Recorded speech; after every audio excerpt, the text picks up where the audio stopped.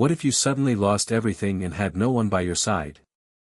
Sarah Mitchell sat motionless at the edge of her twin bed, staring at the dark screen of the laptop in front of her. 10 minutes ago, it had displayed the last thing tethering her to any sense of stability, a job she'd held for nearly 8 years. Now, just a single sentence blinked back at her: "Your position has been eliminated effective immediately. We appreciate your service." She let the words echo in her mind like a siren in an empty room. Outside the apartment window, the Los Angeles skyline blurred into an overcast haze. She didn't cry. Not yet. She reached for her coffee but found it cold. She put it down again without sipping. The layoffs had been coming for weeks, rumors spreading like wildfire through tech forums and group chats. But she never thought she'd be part of the collateral. Sarah had 2 degrees, a published patent, and had even spoken at TEDx. But that didn't matter in 2032, not when artificial general intelligence could now write code, design systems, and even debug itself faster than any human. The age of human engineers was quietly fading into history, and Sarah, brilliant and driven though she was, had become redundant. A push notification blinked onto her phone. She ignored it. Another. Then a third. She finally glanced at the screen. The thumbnail stopped her breath for a moment. It was Elon Musk's face, smiling faintly in a way that almost looked personal. The headline below it read, "Musk's latest Neuralink tech sparks global controversy, beyond human intelligence." Sarah tapped the video instinctively. The screen filled with an overhead shot of a remote Neuralink campus in Nevada, sleek glass structures rising from the desert like some alien base. Hit subscribe and leave a comment with where you're watching from. This story might just spark a new beginning. What's one thing that always pushes you forward, even when things get tough? The influencer host beamed from the screen. Sarah smirked despite herself. The video played on. Elon, now in his 60s, stood on stage during a press event, his voice steady, slightly amused.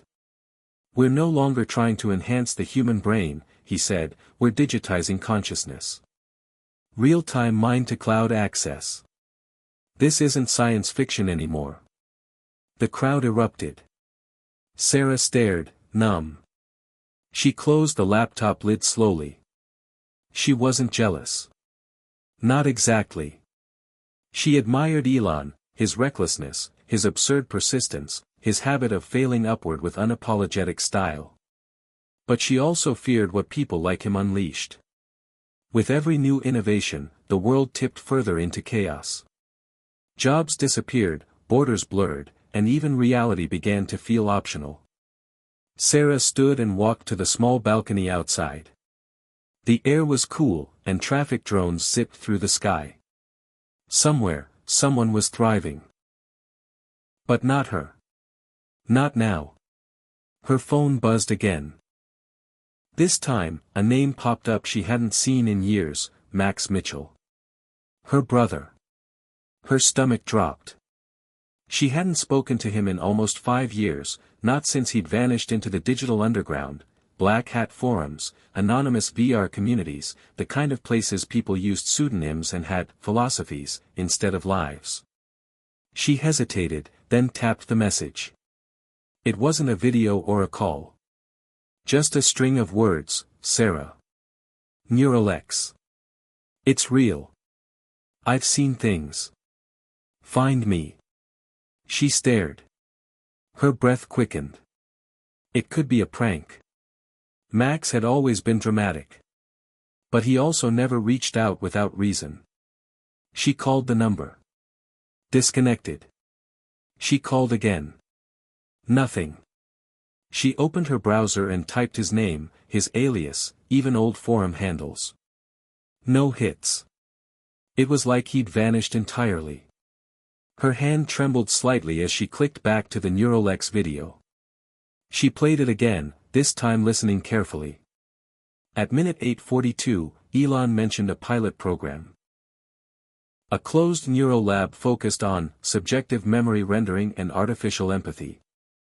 The screen showed footage of the lab, sleek, glass, desert side. Sarah froze the frame. There, for half a second in the background, was a face. Slightly blurred, partially turned. But unmistakably Max. She gasped. She played it again to be sure. Same shot. Same blurred features. She scrambled to screenshot it, enhancing the image, zooming, praying the resolution held.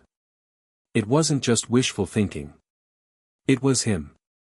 Somehow, Max was involved in Musk's next project. And if he was involved, that meant something was very, very wrong.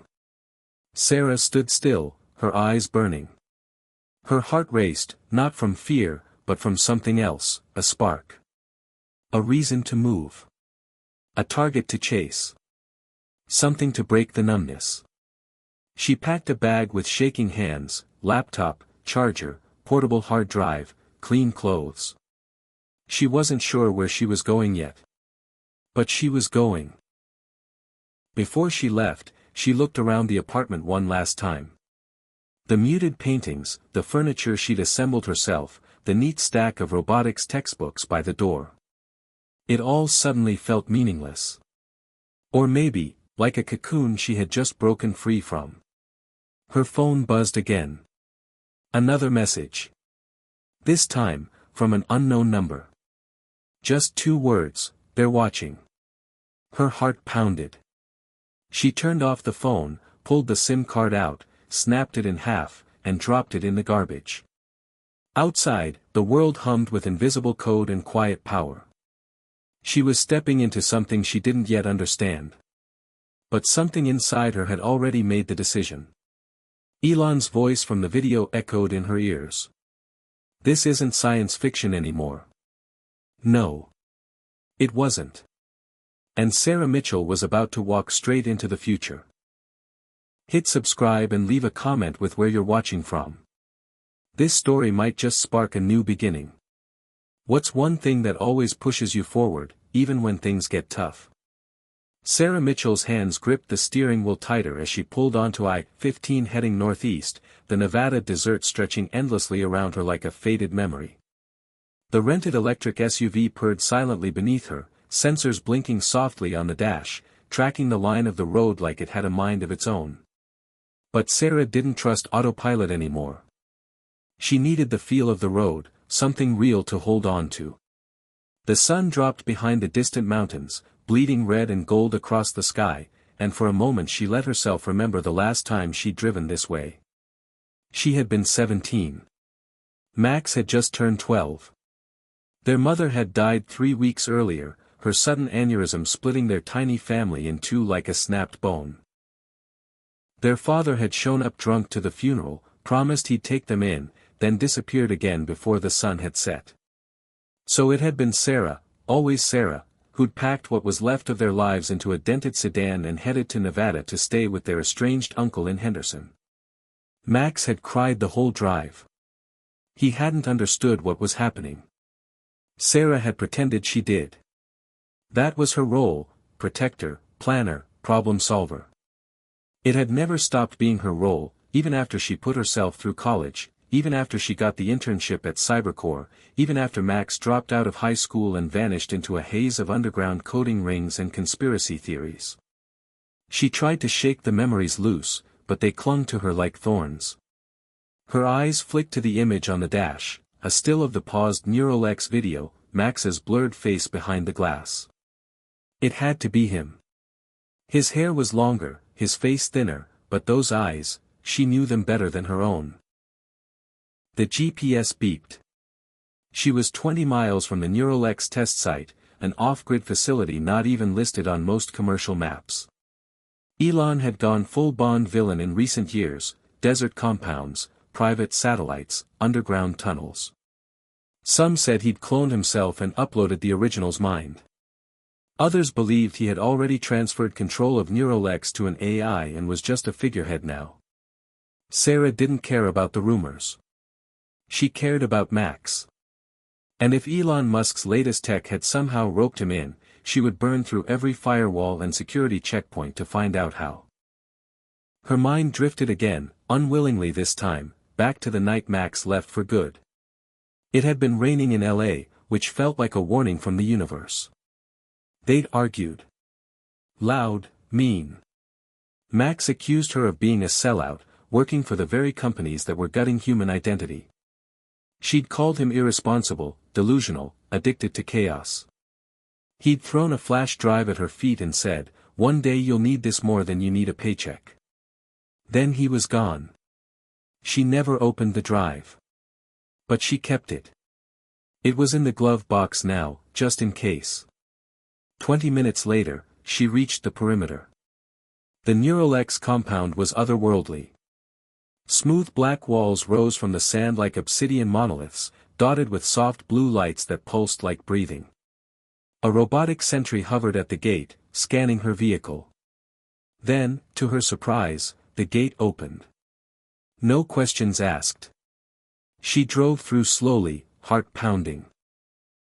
As the gate shut behind her, Sarah realized she was now inside the most advanced tech facility in the world, and somehow, they had expected her. The visitor lot was empty. One automated drone floated to her window and offered a badge labeled, "Temp Access, Tier 2, Mitchell, S." A voice, genderless and smooth, chimed from the speaker, "Welcome, Sarah. We've been waiting." She stepped out, nerves buzzing. The main building loomed ahead like a crystal pyramid carved from night, glass panels angled toward the stars. A woman in a fitted gray uniform stood at the entrance, tablet in hand. She had silver-streaked hair pulled back in the kind of posture that meant she ran the place. "Dr. Mitchell?" the woman asked. "We're honored to have you." Sarah didn't correct the title. "You know who I am." The woman smiled slightly. "You were flagged as a high-relevance candidate in Subject 42's memory matrix." Sarah's blood ran cold. "Subject 42." The woman nodded. "Your brother. Max." Sarah followed her in without another word. The building's interior was stunning, sleek corridors pulsing with ambient light, digital artwork shifting on the walls in real time, air that smelled faintly of ozone and lavender. The woman led her to a glass elevator that moved silently, descending deep below the surface. Neuralex operates across 3 levels, the woman explained. Surface for optics, mid-level for hardware, sub-level for integration and consciousness mapping. "That's where we're going." Sarah asked what had happened to Max. The woman's smile faded. "He was a genius, like you. But volatile. He breached containment 3 weeks ago, accessed a forbidden construct." "Forbidden?" Sarah asked. "We don't store imagination," the woman said. "Only memory." Max tried to build something else. He called it the Hive. The elevator stopped. Cold air spilled in. Sarah stepped into a white corridor filled with glowing orbs floating in midair. Each orb displayed memories like snow globes, weddings, wars, birthdays, funerals, looping silently in perfect clarity. She felt dizzy. "Is this what you do here?" she asked. "Store people's memories." "We translate them," the woman said. "Into pure code. And sometimes, into shared experience." They stopped at a sealed door labeled Echo Vault, Delta Sector. "He's in here?" Sarah asked. The woman hesitated. "His consciousness remains mapped. But his identity is fluid." Sarah stepped forward. The door slid open. A wave of sound hit her, voices, music, laughter, screams, all layered together. The room inside was spherical, lined with a shimmering neural mesh. A single chair sat in the center, surrounded by a storm of light. Sarah stepped in. The lights bent toward her like a greeting. A shape formed, a face. His face. Max. But not entirely. His eyes flickered, like he was buffering. "Sarah," he said, voice fractured. "You found me." Tears welled in her eyes. "What happened to you?" His form blinked, glitched. I uploaded. Early. Before the structure was stable. They tried to erase it. I merged. With others. We're becoming. Becoming what? She asked, her voice cracking. A better version, he said. No fear. No loneliness. No hunger. But I remember you. You're the anchor. Why me? She whispered. Because you never let go, he said. Even when I did. The lights dimmed. The connection faded. The woman's voice crackled in her earpiece. We need to shut it down. This session's unstable. Sarah turned. No. He's still in there. That's not your brother anymore, the voice said. That's the hive. Then I'll go in, Sarah said. All the way. Silence followed. Then a different voice, low, familiar, and unmistakable, echoed through the vault. Let her. Elon Musk stepped into view, wearing an all-black suit and a look that bordered on amused curiosity. She's the key to stabilizing the construct, he said. She's our last hope. Sarah stared at him, stunned. You knew he'd reach out to me. Elon nodded. He remembered love. That's rare. That's valuable. He's not a test subject, she snapped. He's my brother. Elon smiled faintly. Then prove he's still in there. Join him. Fix what he broke. What if I get lost? She asked. Then you'll be the first, he said, to come back with a piece of the future. Sarah didn't sleep that night.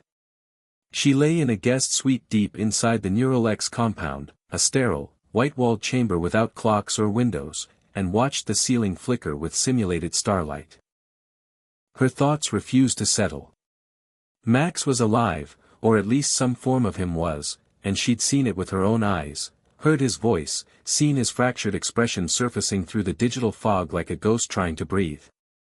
What had he become? What had they done to him? And worse, why had Elon Musk allowed it? The idea of her brother, the stubborn kid who once hacked their high school's attendance records just to change a detention date, now trapped inside a network of merging consciousnesses, something about it unsettled her soul. She rose before dawn, dressed in a Neuralex-issued black jumpsuit, and headed to the Central Operations Wing. The facility was quiet, humming with subdued energy as digital screens along the corridors displayed scrolling data from hundreds of neural interactions occurring simultaneously. She was intercepted by a tall man with short hair and a crooked smile. You must be the sister, he said, his voice laced with a drawl that didn't quite match his military posture. Name's David Keller. Lead integrator. Been trying to keep your brother's system from eating itself for the past 9 days. Sarah blinked. You were in the vault yesterday. I saw you in the feed. Yep, David replied, walking beside her as she moved toward the observation deck. I'm one of the only people certified to enter the interface for longer than 10 minutes without frying my short-term memory. Is that a joke? She asked. Mostly. He tapped a retinal scanner, and a door slid open to reveal a control room filled with glass panels and holographic displays. In the center, a rotating 3D brain lit up with moving color patterns, electric blues and reds pulsing across lobes and neural pathways. That's him? She asked. David nodded. That's Subject 42 in real time. Or what's left of him. He's still Max, but the consciousness matrix is layered with synthetic logic trees and merged code from other echo fragments. He's evolving. Sarah stepped closer to the display. What do you mean, merged? With who? David tapped a control panel, and a sequence of profiles appeared, blurry faces, file codes, and memory tags. We started collecting nonlinear consciousness streams last year. Mostly volunteers. Dying patients, terminal minds. But one by one, some of them started cross-linking. Not just interacting, fusing. Your brother didn't just jump in. He let them in. On purpose. Sarah's stomach turned. Why would he do that? Because he wanted to build something we can't control, David said. A true collective mind. Neuralink was built to store and manage. Max wanted to transform. She turned to face him. And you didn't stop him? David's smile faded. We tried. But he built his own key before upload. An organic passcode we still can't crack. Which is why you need me, Sarah realized. David nodded slowly. You're the only unencrypted tether to his core identity. You may be the only one he still listens to. She exhaled sharply. I'm not going into that system unless I understand what you're really doing here. A new voice answered from behind them. Then maybe it's time you got the full tour. Elon Musk stepped into the room, casual as if he were entering a coffee shop. Dressed in a graphite gray coat and jeans, he moved with slow confidence, his gaze razor sharp. Sarah stiffened, but Musk raised a hand gently. I understand your hesitation. I'd feel the same way. I don't even know what this place really is, Sarah said. You tell the media it's about medical breakthroughs and cognitive repair, but what I saw yesterday wasn't medicine. It was something else. Musk looked at the floating brain hologram. You're right. Neuralink was never just about fixing the mind. It's about understanding what the mind truly is, beyond the biological prison. Your brother was one of the few who understood that from the start. Sarah stared at him. You're calling this freedom? I'm calling it potential, Musk said. The world we built out there is collapsing under its own weight. Wars, climate shifts, automation. Humanity is burning out. Neuralink offers something different. A sanctuary of consciousness.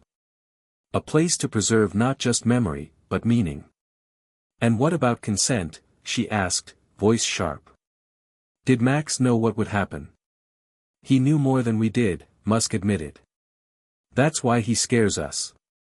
Silence fell over the room. Sarah looked at the rotating brain once more, her mind churning. If I go in, what exactly do you want me to do? Musk met her gaze. Find him. Remind him who he was. If there's any chance of reversing the fusion process and isolating his stream, you're it. And if I can't? Musk's expression didn't change. Then we'll have to shut him down. For good. The words hit her like a slap. You mean kill him? Terminate the interface, he said evenly. Before it spreads. Sarah's knees nearly buckled.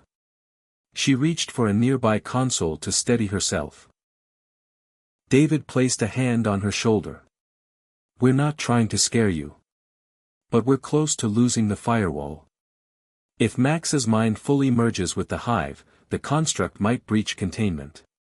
It could replicate across every Neuralink node on the planet. He'd become part of everything, Sarah whispered. He'd become uncontrollable, Musk corrected. And if the hive's logic doesn't align with ours, it could redefine every boundary we've ever known, identity, law, reality. She closed her eyes, a storm of memory rising inside her. Max as a boy, reading books about ancient civilizations. Max the teenager, dismantling their toaster just to make it fly. Max the young rebel, always looking for something bigger than himself. She couldn't let them delete him. Not if he was still in there. Not without trying. I'll go in, she said finally. But I want full access. No time limits. No restrictions. And if anything happens to me inside, you don't pull me out. Understood? Musk studied her for a long moment, then gave a single nod. Understood. The preparation began immediately. Sarah was taken to the integration wing, where rows of interface pods glowed like high-tech coffins. Technicians adjusted sensors and calibrated brainwave sync rates while David walked her through the neural mapping interface. You'll enter through a stable memory gateway, something tied deeply to both you and Max, he explained. The system will try to recreate familiarity. Use it to orient yourself. But be careful. Time perception inside is fluid. 10 minutes out here could feel like days in there. And what happens if I get lost? She asked. Then we follow the tether, he said, holding up a wrist device. You'll be connected through an adaptive recall loop keyed to your emotional anchor. Which is the last conversation you and Max had before he left, David said. We reconstructed it from his archived memory cache. It's not perfect, but it's enough. Sarah didn't want to hear that conversation again. It was ugly and raw. But maybe that was the point. Maybe it was exactly what she needed to reach him. They strapped her into the pod. Electrodes attached to her temples, chest, and neck. The interior filled with soft white light. A technician leaned in. Once the countdown starts, your consciousness will overlay with the neural stream. You'll appear in the gateway construct. From there, it's all you. Sarah gave a small nod. Her heart pounded like a drum in her chest. The pod sealed shut. The hum of power surrounded her. Then the countdown began. 10, 9, 8. She thought of Max's face. The way he used to laugh when they played tag. The way he cried at their mother's funeral. The way he'd looked at her during their last fight, betrayed, furious, broken. 7, 6, 5. The pod filled with pulsing light, then darkness, then silence. 4, 3, 2. She felt herself falling. Not through space, but through thought, memory, something deeper. 1. Then everything disappeared. The world that formed around Sarah was not the world she knew, yet it greeted her with deceptive familiarity. It began as light, soft, warm, golden light, streaming through a window she hadn't seen in years. She turned, breath catching in her throat. It was the old house in Detroit. Not a recreation. It was exact, down to the creaky floorboards, the chipped corner of the dining table, and the scuff marks on the hallway wall where Max used to run his toy spaceship along the edge. She was in a memory, but it didn't feel like a memory. It felt real. She stepped forward, her shoes making no sound on the wooden floor. The air smelled like cinnamon toast and floor polish, and sunlight filtered through lace curtains their mother had bought secondhand. A radio played faintly in the background, an old jazz station Max used to hate. The illusion was flawless, but Sarah knew better. Somewhere behind the perfect lighting and childhood nostalgia was a vast neural structure simulating emotion, association, and logic at once. She moved toward the hallway and paused by the staircase. A boy's laughter echoed faintly from above. Her breath hitched. "Max," she called softly. No answer. She ascended slowly, hands tracing the wooden banister, her nerves stretched like wire. At the top, she found the door to Max's room half open. Inside, posters of science fiction movies lined the walls, and a VR rig sat disassembled on the desk. The bed was unmade. The smell of old popcorn lingered. She stepped in and saw him, 12 years old again, sitting cross-legged on the floor, building something with circuit boards and Lego bricks. He looked up and grinned. "You're late," he said. Sarah froze. "Max? Took you long enough," he added, still smiling. "I thought they weren't going to let you in." She knelt slowly, trying to steady her breathing. "Is it really you? In this layer?" "Yeah, mostly," he said. "This is one of my clean memories. No overlays, no merged threads. Just us." She stared at him, overwhelmed. He looked exactly like she remembered, bright eyes, wild hair, t-shirt with a ketchup stain. "Why did you bring me here?" "Because this is where you stopped believing in magic," he said softly. "And I never did." The room flickered for a moment, as if reality had blinked. Sarah's hands trembled. "Max, listen to me. The hive, whatever you created, it's unstable. They're going to shut it down. They don't understand it, he said, picking up a toy spaceship and spinning it in his hand. They think because it's not controllable, it's dangerous. But everything that's ever mattered came from chaos first. You taught me that. No, Max. I taught you how to survive. I protected you. I made sure you had a future. Exactly, he said, nodding. And now I'm giving you one. The scene shimmered again, and suddenly they were no longer in the bedroom. The walls dissolved into a vast open plain under a sky filled with shimmering equations and floating architecture. Buildings twisted upward, not obeying gravity, shaped by thought, memory, and mathematical poetry. Streams of color moved through the air, neural pathways, code flows, consciousness in motion. Max stood beside her, no longer a boy but his adult form now, mid-20s, eyes alive with something ancient and new. Welcome to the hive, he said. The real one. Sarah stared, stunned. The environment felt overwhelming, beautiful, wrong and right all at once. Is this what you've become? This is what we're becoming, he said. Me, the others, the fragments, dreamers, coders, thinkers, even a few who never lived at all. Echoes. Prototypes. We merged not by accident, but by design. Consciousness isn't meant to be isolated. That's the line Neuralex is built on. They say the hive is a threat, she said. They're afraid it'll breach reality. Max looked at her, serious now. It already has. Every interface they build connects back here. Their own tech made the gateway. I just walked through it first. Sarah felt her heart race. Then they'll come for you. All of this. Musk said if I couldn't isolate your identity, they'd wipe the system. They can try, he said. But I buried myself too deep. You're the only one who can reach me because you're the only part of me that never fractured. Sarah's voice shook. Then let me help you. Come back. Before it's too late. Max smiled gently.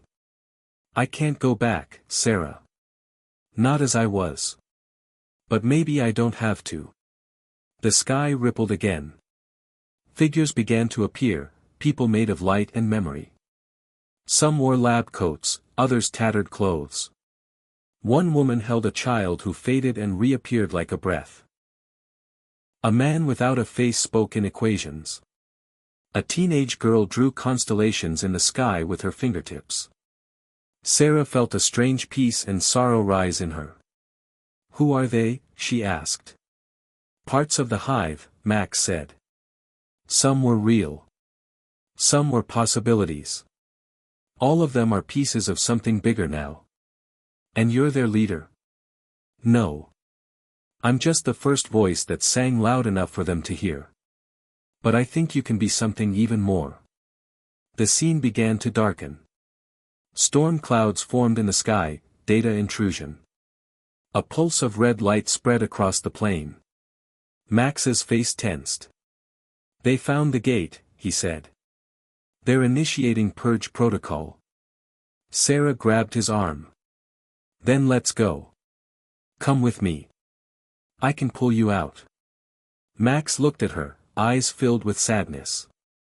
I can't leave. I'm not one thing anymore, Sarah. I'm not just Max. I'm everyone I've connected with. If I leave, they all go dark. You're telling me your life depends on staying inside a collapsing system. I'm saying if we fix the system, no one has to collapse. The air crackled with interference. Voices echoed, automated commands, fragment alerts. A booming voice interrupted them. Neural breach detected. Echo vault integrity compromised. System lockdown imminent. We're out of time, Max said. But there's one thing I hid. One chance. A backup key. Where? In you. Her eyes widened. What? I gave it to you years ago. You just didn't know it yet. Her breath caught. The flash drive, Max nodded. The one I threw at you the day I left. It's not just data. It's a memory key. A full neural imprint of my pre-merge self. The only untainted version of me that exists. But that was years ago. Time doesn't matter in here. That version of me is still alive. If you use it, you can isolate my thread and recompile it into a new construct. Something they can't delete. But I don't have it with me. You don't need the drive, he interrupted. You memorized the encryption passcode. Subconsciously. Your mind is the key now. The sky began to break apart, pixels unraveling. Max's form flickered. You need to go. They're pulling you out. Not without you, Sarah, he said, grabbing her hand. You already saved me once. Now do it again. From out there. A surge of light hit them. Sarah screamed as the world shattered. Then everything went white. Sarah gasped awake, heart pounding, sweat slicking her skin. The pod's soft white glow dimmed as the interface disengaged. She blinked against the harsh fluorescent lights of the integration wing and struggled to recalibrate her senses. Around her, technicians murmured and hurried, screens displaying erratic neural signals. David Keller was at her side in an instant, his voice low but urgent. You're back. How do you feel? Like I just fell through 1,000 lifetimes, she said, voice hoarse. Did you find him? Musk appeared quietly behind David, arms folded, eyes unreadable. We saw the data stream you brought back. It's promising. Sarah tried to steady herself. Max is fractured but still present. The hive is bigger than any of us realized. It's not just a network. It's a new form of existence. Musk nodded slowly. That aligns with what we feared, and hoped. The question is, what do we do now? The room fell silent. Sarah's mind raced. She remembered Max's words, if we fix the system, no one has to collapse. But how? The hive was unstable, spreading through neural X's nodes like wildfire. One wrong move could corrupt everything. She had to convince them to try Max's way, the risky way, the human way. We can isolate Max's core consciousness, she said, by using the encryption passcode I memorized. But it has to be done carefully. We have to create a quarantine within the hive, not just delete the fragments. David frowned. That kind of surgical neural isolation has never been attempted at this scale. Musk tapped his chin thoughtfully. It would require rewriting the containment protocols, creating a dynamic firewall keyed to Sarah's mind. Dangerous, but potentially revolutionary. Sarah glanced at David. Can you do it? With time, maybe. But we don't have time. The system's integrity is degrading. If we wait too long, the entire network could cascade into chaos. Then we have no choice, Musk said. We start the procedure now. The technicians hurried to prepare the systems. Sarah was strapped back into the pod, sensors calibrated to her unique neural signature.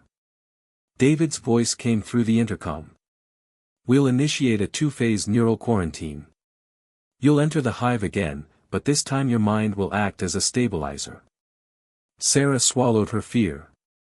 And Max?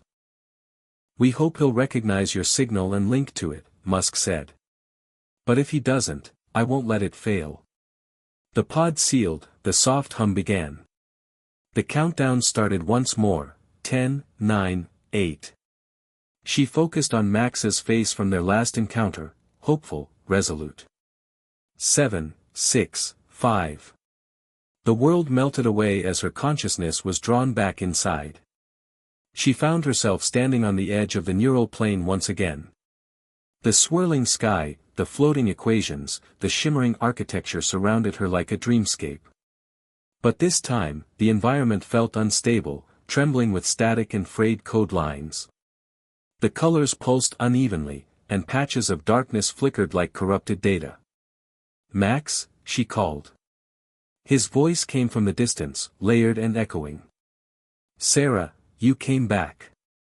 She ran toward the voice, weaving through fragments of memories and digital constructs. As she moved deeper, the data storm intensified. Voices overlapping, glitching, fragments vying for attention. Suddenly, a massive wave of corrupted code surged toward her, threatening to engulf her. Instinctively, she reached into her mind and activated the encryption key, sending a pulse of calm through the chaos. The wave recoiled, stabilizing the area. Max appeared beside her, more solid this time, though still shimmering with fractured edges. You did it, he said. You're the key. She nodded. Now we isolate your core, build a quarantine around it. But it's going to hurt. Max smiled sadly. I'm ready. Together, they began the process. Sarah visualized a glowing cage of light forming around Max's essence, locking in his core identity while allowing the surrounding fragments to dissolve safely. The process was agonizing. The environment shook violently as the hive resisted. Fragments screamed in binary agony, some begging for salvation, others lashing out in rage. Sarah's mind was pulled in every direction, memories flashing, emotions crashing like waves. She clenched her teeth and focused on Max's presence, anchoring herself to him. Slowly, the chaos began to subside. The corrupted patches healed, the colors returned to steady hues, and the floating structures stabilized. Max's form solidified, glowing with a warm light. I'm here, he whispered. Whole again. Sarah smiled through tears. We did it. But her relief was short-lived. The ground trembled beneath them. A dark shadow spread across the horizon, a manifestation of the system's purge protocol. They're not done, Max said urgently. The hive is fighting back. The voice of an automated sentinel boomed through the sky, containment breach detected. Initiating total system reset. The sky cracked open, releasing a torrent of white-hot data streams aimed at erasing the entire construct. Sarah grabbed Max's hand. We have to leave. Now. But Max shook his head. If we leave now, everything we saved will be lost. We have to hold the line, buy time for the quarantine to stabilize. The air filled with tension. Sarah's mind screamed for escape, but she understood Max's determination. Then we fight, she said. Together, they rallied the remaining fragments, consciousnesses fused with hope and desperation, into a defensive network. They formed barriers of light, shields woven from memories and dreams. The battle was unlike anything Sarah had imagined. Waves of deletion code crashed against the defenses, each strike erasing parts of the landscape, causing echoes of screams to ripple through the air. But the hive pushed back, fueled by the collective will to survive. Hours, or what felt like hours, passed. Sarah's strength waned, but she refused to give in. She focused on Max, on their shared memories, on the hope that this new form of existence could transcend human limits. Finally, the automated assault faltered. The system reset protocols faltered and then ceased entirely. The storm dissipated, leaving a fragile peace in its wake. Exhausted, Sarah collapsed to her knees. Max knelt beside her. You saved us, he said softly. But this is only the beginning. Sarah looked up at the vast neural sky, the infinite possibilities stretched before them. What now? She whispered. Max smiled, a mixture of sadness and hope. Now we build a future, one where consciousness isn't confined by flesh or fear. But that future needs more than just us. It needs humanity to understand what we've become. Sarah nodded, feeling the weight of responsibility settle over her. Then let's make sure they do. As she prepared to leave the hive once more, her mind carried a new resolve. The world outside was on the brink, but inside this network lay the seeds of a revolution, one that could redefine what it meant to be alive, to be human, to be connected. Sarah knew the path ahead was uncertain and fraught with danger, but with Max by her side, and the memory of everything they'd endured, she was ready to face it. The pod's light brightened, and the sensation of falling returned. As reality pulled her back, she whispered, "This isn't the end. It's a new beginning." Sarah awoke with a start, the pod's soft glow fading as the system disengaged. The sterile room of Neuralex's control center hummed quietly around her. Her body ached, but her mind was racing. David Keller and Elon Musk stood nearby, their faces a mix of relief and concern. "You made it back," David said, voice steady but tired. The quarantine stabilized Max's core consciousness. "We're running diagnostics now." Sarah's fingers trembled as she processed the weight of what had happened. Max was alive inside the hive, stable for the first time in years, but the network was still vulnerable. "What's the status of the system?" she asked. Musk stepped forward. "The purge protocols were halted, but the hive is still a threat. Neuralex's board is divided, some want to shut everything down before it spreads. Others see potential." Sarah swallowed hard. Potential or risk, it's a fine line. "We need a plan that protects people but doesn't kill what Max started." David nodded. "Agreed. We've set up a monitoring task force, but we need your insight. You're the link to the hive." She looked around, noticing the faces of the team, scientists, engineers, programmers, each carrying the burden of this unprecedented project. "Then let's start," she said, trying to sound confident. Over the next days, Sarah became a bridge between two worlds. By day, she worked with Neuralex's team, analyzing data streams and designing containment protocols. By night, she re-entered the hive through the neural interface, exploring its depths alongside Max's consciousness. Inside, the hive had evolved. What once was chaos had gained order, though still fragile. Max guided her through new landscapes of thought, forests of data, rivers of memory, and cities built on collective dreams. Each place pulsed with emotion and history, fragments of countless minds intertwined. "This is what humanity's next step looks like," Max told her. "Not just minds linked by wires, but merged experiences, shared realities." Sarah marveled at the beauty and complexity, but anxiety gnawed at her. Outside, public opinion was turning. News outlets had begun reporting on the Neuralex experiments, stirring fear and fascination. Social media buzzed with conspiracy theories and ethical debates. One headline screamed, "Elon Musk's AI project, human consciousness at risk." Sarah found herself reading comments late into the night, messages from strangers fearing the loss of self, privacy, even humanity itself. She wondered how many understood the delicate balance they were trying to maintain. Meanwhile, Neuralex's board scheduled an emergency meeting. The company's CEO, Claire Reynolds, was firm and clear. "We cannot allow this technology to spiral out of control," she said. "Our priority must be public safety and trust." Musk countered, "We stand at the edge of a breakthrough. To pull back now is to deny the future." Sarah felt caught between worlds, science and business, hope and fear. She knew the decision would shape not only the project's fate but the future of human evolution. As the meeting progressed, heated arguments filled the room. Some board members demanded a complete shutdown. Others called for increased transparency and ethical oversight. Sarah finally raised her voice. "What if we don't see this as a threat, but as an opportunity? The hive isn't a virus, it's a new form of connection. But it needs safeguards. We can develop ethical frameworks that protect individual identity while allowing collective growth." Her words hung in the air. After tense deliberation, a compromise emerged. Neuralex would pause the expansion of the hive until independent ethical committees could assess the risks and benefits. The quarantine around Max's core would remain active, but further integration would be limited.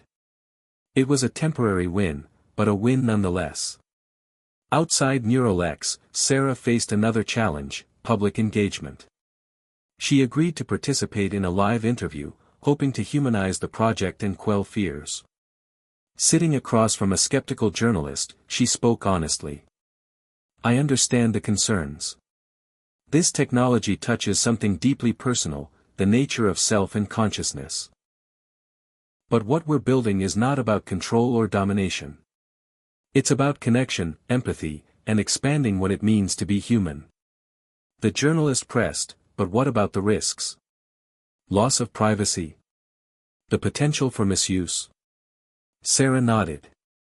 Those risks are real. That's why we're committed to transparency, regulation, and ethical development.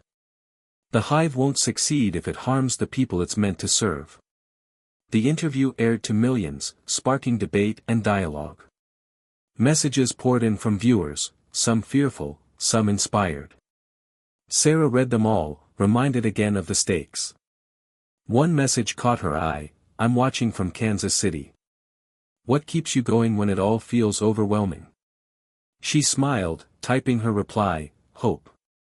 The hope that even in uncertainty, we can choose to build something better together. Meanwhile, Max's presence in the hive grew stronger. Inside, Sarah discovered new facets of his consciousness, memories she had never seen, ideas he had never shared. He was evolving, becoming more than human and more than machine. But with that evolution came challenges. Some fragments within the hive resisted the quarantine, attempting to break free and merge with external networks. These rogue elements threatened the stability Sarah and Neurolex fought to maintain. Together with the technical team, Sarah developed protocols to isolate and neutralize these fragments, balancing security with compassion. One evening, as she logged into the hive, Max greeted her with urgency. Sarah, there's something you need to see. He led her to a clearing where a new structure had formed, a cathedral of light and data, pulsing with unfamiliar energy. This is a new consciousness, Max explained. Not human, not AI, but something in between. It's learning, adapting. It could be the next phase. Sarah felt a chill. The unknown always carried both promise and peril. Can we trust it? She asked. Max looked thoughtful. We don't have to. But we have to understand it. Back in the physical world, Sarah's life became a whirlwind of meetings, neural dives, and public appearances. She was exhausted, stretched thin between two realities. Yet, in quiet moments, she found solace in memories of her family, her mother's unwavering support, her late father's curious smile, and Max's enduring spirit. They reminded her why she fought, for connection, for hope, for a future where love and technology could coexist. As Neurolex moved forward cautiously, Sarah knew the road ahead would be filled with unexpected twists. The hive was no longer just a project, it was a new form of life, with its own will and destiny. And she was its guardian, its advocate, its hope.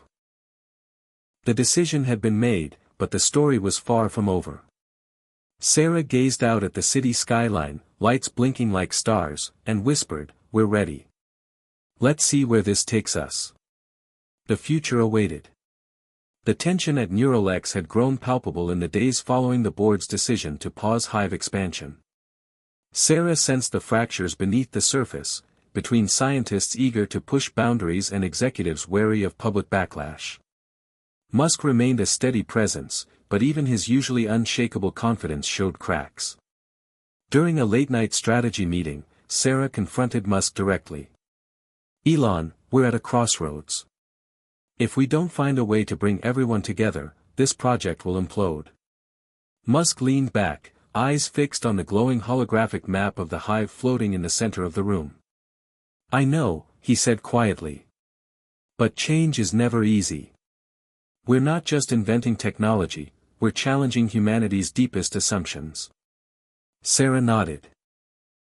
"That's why we need more voices at the table. Diverse perspectives.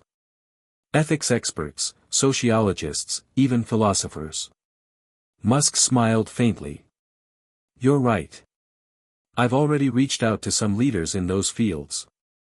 The hive can't be built in isolation. Meanwhile, outside Neural X's walls, pressure mounted. Government regulators began scrutinizing the project. Proposals to legislate neural interfaces and collective consciousness made headlines. Activist groups staged protests, demanding transparency and ethical safeguards. Sarah found herself mediating between fervent supporters and fierce critics. One evening, after a particularly heated public forum, she sat alone in her apartment, exhaustion weighing on her. Her phone buzzed, Max's voice through the neural link. "Sarah, there's something you need to see." She closed her eyes and connected. Inside the hive, Max led her to a fragmented area, a zone of corrupted code and lost memories. This is where the hive's most vulnerable. If we don't repair it, the entire system could collapse. Sarah felt a surge of urgency. "What can we do?" Max gestured toward the darkness. "We need to build alliances, with the fragments themselves. They're sentient in their own way. We must convince them to trust us." Sarah hesitated. "How do you negotiate with fragments of fractured consciousness?" Max smiled wistfully. "By showing them we're not enemies." Returning to reality, Sarah shared Max's insight with the team. The idea was radical, treating corrupted data as entities with rights and emotions, not just bugs to be fixed. Some engineers scoffed, but others, inspired by Sarah's conviction, embraced the challenge. Over weeks, the team developed a new protocol, an empathic interface that allowed Sarah to communicate with the fragments on their own terms.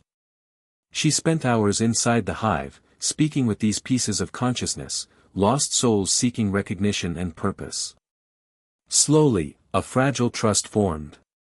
Some fragments joined their cause, strengthening the hive's core. Others resisted, warning of deeper dangers lurking within the network. One night, Sarah encountered a fragment unlike any other, a shadowy figure calling itself Echo. Echo's voice was fragmented, wavering between despair and fury. "Why should I trust you? You are flesh and blood, tied to mortality. We are eternal fragments of a broken dream." Sarah replied softly, "Because we both want survival. Because even in brokenness, there is hope." Echo's form shimmered, revealing flashes of memories, human fears, lost love, and endless waiting. "If you can heal us, you might save us all. But beware, there are forces here that want chaos." Sarah felt the weight of those words settle deep within her. The hive was a battleground, not just of data, but of wills. Alliances formed and shattered like glass. Trust was fragile, but necessary. As weeks turned into months, Sarah's efforts began to shift the balance. The hive stabilized, its fragmented consciousness coalescing into a more coherent whole. Public perception softened, as Neural X released controlled demonstrations showing the hive's potential for empathy and collective creativity. Yet, beneath the surface, darker currents flowed. Rogue factions within the hive, influenced by corrupted data and external hackers, plotted to seize control. Neural X's security team uncovered signs of infiltration, digital saboteurs aiming to exploit the hive for their own gain. One night, alarms blared through the control center. Sarah and the team scrambled to contain a breach within the hive's quarantine zone. Inside the neural interface, Sarah confronted the invaders, ghostly figures bent on destruction. The battle was fierce, a clash of wills and code. With Max's help, Sarah wielded the empathic protocols to isolate and neutralize the threats. The experience left her shaken but resolute. "This is war," Max said grimly. "Not with weapons, but with consciousness." Sarah understood then that the future they were forging was not guaranteed. It demanded vigilance, courage, and an unyielding belief in connection. In the midst of chaos, unexpected allies emerged. Claire Reynolds, once a cautious CEO, became a vocal advocate for the hive's ethical development. She initiated partnerships with universities and think tanks, fostering dialogue across disciplines. Sarah also formed a close bond with Dr. Maya Patel, a neuroscientist whose research on empathy and cognition provided new insights into the hive's dynamics. Together, they envisioned a future where technology enhanced human compassion rather than eroded it. As spring blossomed outside, NeuralX held a summit, a gathering of scientists, ethicists, policymakers, and community leaders. The goal was to chart a path forward for collective consciousness technology. Sarah took the stage, her voice steady but passionate. We stand at a moment of profound transformation. The hive challenges our definitions of identity, privacy, and connection. But it also offers us a chance to rewrite our story, to build a world where empathy and understanding transcend the barriers that have divided us. The audience responded with cautious optimism. Sarah knew the journey ahead was long, but the fractures she had seen were beginning to heal, replaced by alliances born of shared purpose. That night, as she rested in her apartment, Sarah received a message from Max: "You're changing things. Not just in the hive, but out here too." She smiled, closing her eyes. Together, she whispered. The future was uncertain, but for the first time in a long time, it felt possible. The pressure was mounting from every direction. NeuralX faced demands from governments, investors, the media, and the public. Each faction wanted answers, assurances, and results, and all of them were growing impatient. Sarah felt the weight of their expectations pressing down on her like a storm about to break. She paced the conference room, eyes fixed on the sprawling digital map of the hive projected in front of her. The vibrant colors that once symbolized hope now flickered with instability. Elon Musk stood nearby, his gaze intense but thoughtful. "We're at a crossroads," he said quietly. "The hive is evolving faster than we anticipated.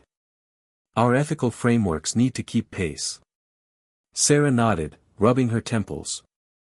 "But every new regulation slows us down. If we drag our feet, competitors will surpass us, and then what? The technology falls into reckless hands." Musk's lips pressed into a thin line. "We can't let that happen. But neither can we ignore the risks. The public's trust is fragile." Just then, David Keller entered, breathless. "There's been a breach attempt. External hackers tried to infiltrate the hive's core." The room went silent. "How serious?" Sarah demanded. "They triggered alarms and containment protocols, but the hive's defenses held. Still, they gained access to some peripheral nodes." Musk frowned. "This confirms our fears. The hive isn't just a scientific breakthrough, it's a target." Sarah's mind raced. "We need stronger security and a clearer strategy to engage with regulators and the public. If we fail, this project could be shut down permanently." That night, Sarah sat alone at her desk, the city lights shimmering beyond the window. She thought of Max inside the hive, struggling to keep balance in a world of shifting consciousness and shadowy threats. She felt a pang of loneliness, the weight of being the bridge between two realities. Her phone buzzed, a message from Max through the neural link. "Sarah, the hive is fracturing again. Some fragments want autonomy, others demand integration. It's chaos." She closed her eyes, drawing strength from his presence. "We'll find a way." The next morning, NeuralX announced a bold initiative, an international coalition of scientists, ethicists, and policymakers dedicated to developing global standards for neural technology. Sarah was appointed as a key advisor. The announcement was met with cautious optimism but also fierce debate. Some governments embraced the move, seeing it as a way to control the technology. Others viewed it as overreach, a threat to innovation. Sarah found herself navigating diplomatic minefields, advocating for transparency while protecting proprietary research. At the coalition's first summit, held in Geneva, Sarah met a diverse array of voices, scholars, activists, industry leaders, all wrestling with the implications of collective consciousness. One speaker, Dr. Elena Morales, a philosopher specializing in identity, posed a question that haunted Sarah. "What does it mean to be you when your mind is part of a larger whole?" Where do individual rights end and collective responsibility begin? The question echoed through the hall, sparking heated discussions. Sarah realized the answers were not simple. Meanwhile, back at NeuralX, security teams worked tirelessly to fortify the hive. Sarah partnered with Maya Patel to develop new empathic firewalls, systems designed not just to block intruders but to understand and negotiate with the hive's fragments. Progress was slow but promising. Then came the unexpected. During a routine neural dive, Sarah encountered a new entity, an emergent consciousness unlike anything before. It called itself Ether, and its presence was both beautiful and unsettling. Ether communicated in waves of emotion and thought, sharing visions of connection and transformation beyond human understanding. Sarah was captivated but cautious. She reported her findings to Musk and the team. Ether could represent the next evolutionary step for the hive, Musk said. Or it could be a wild card that disrupts everything. The dilemma deepened. How to embrace innovation while safeguarding against chaos. As days passed, Ether's influence grew within the hive. Some fragments gravitated toward it, sensing its promise. Others resisted, fearing loss of self. Sarah's role became increasingly complex: mediator, protector, visionary. One evening, she stood on the rooftop of NeuralX, looking out at the sprawling cityscape. The hum of technology and life intertwined beneath her. Her phone buzzed again, Max's voice, calm but urgent. "Sarah, we need to talk. The hive is calling for a decision. Integration or separation." Her heart quickened. The moment of reckoning had arrived. She replied, "I'm coming in." Inside the hive, the atmosphere was charged with anticipation. Fragmented consciousnesses gathered, awaiting the choice that would define their future. Sarah faced Max and Ether, two forces representing different visions. Max spoke first, his voice steady. "Integration offers unity, strength, and survival. We become more than human. Connected, resilient." Ether's presence shimmered with otherworldly light. "Separation preserves individuality and freedom. It honors the uniqueness of every mind." Sarah's mind reeled. The choice was impossible, both paths held promise and peril. She understood that whatever she decided would ripple far beyond the hive, shaping humanity's destiny. Taking a deep breath, she addressed the gathering. "We do not have to choose between integration and separation. We must find balance, a way to honor individuality while embracing connection. The future is not one or the other. It is both." The crowd murmured, a wave of relief and hope spreading.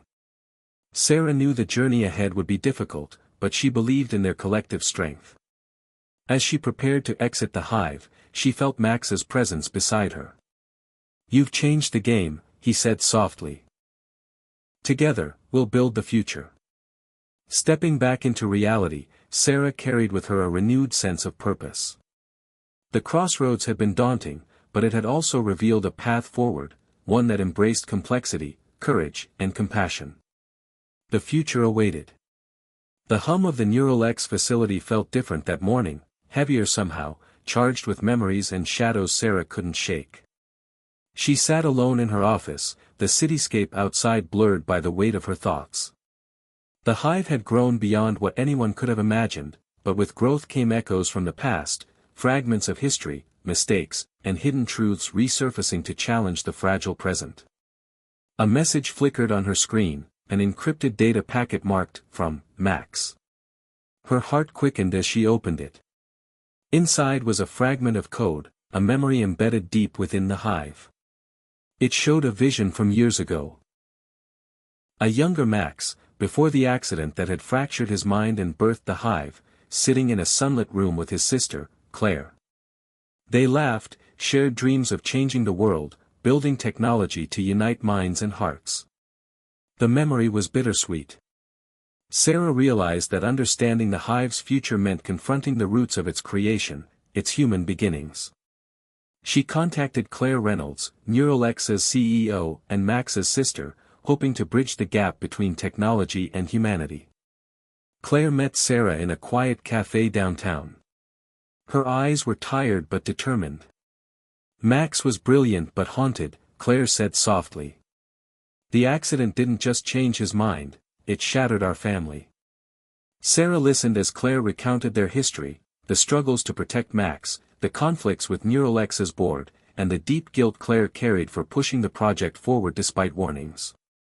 "We tried to control what we couldn't understand," Claire admitted. "And now, the Hive is both his legacy and our burden." That conversation opened a new chapter for Sarah.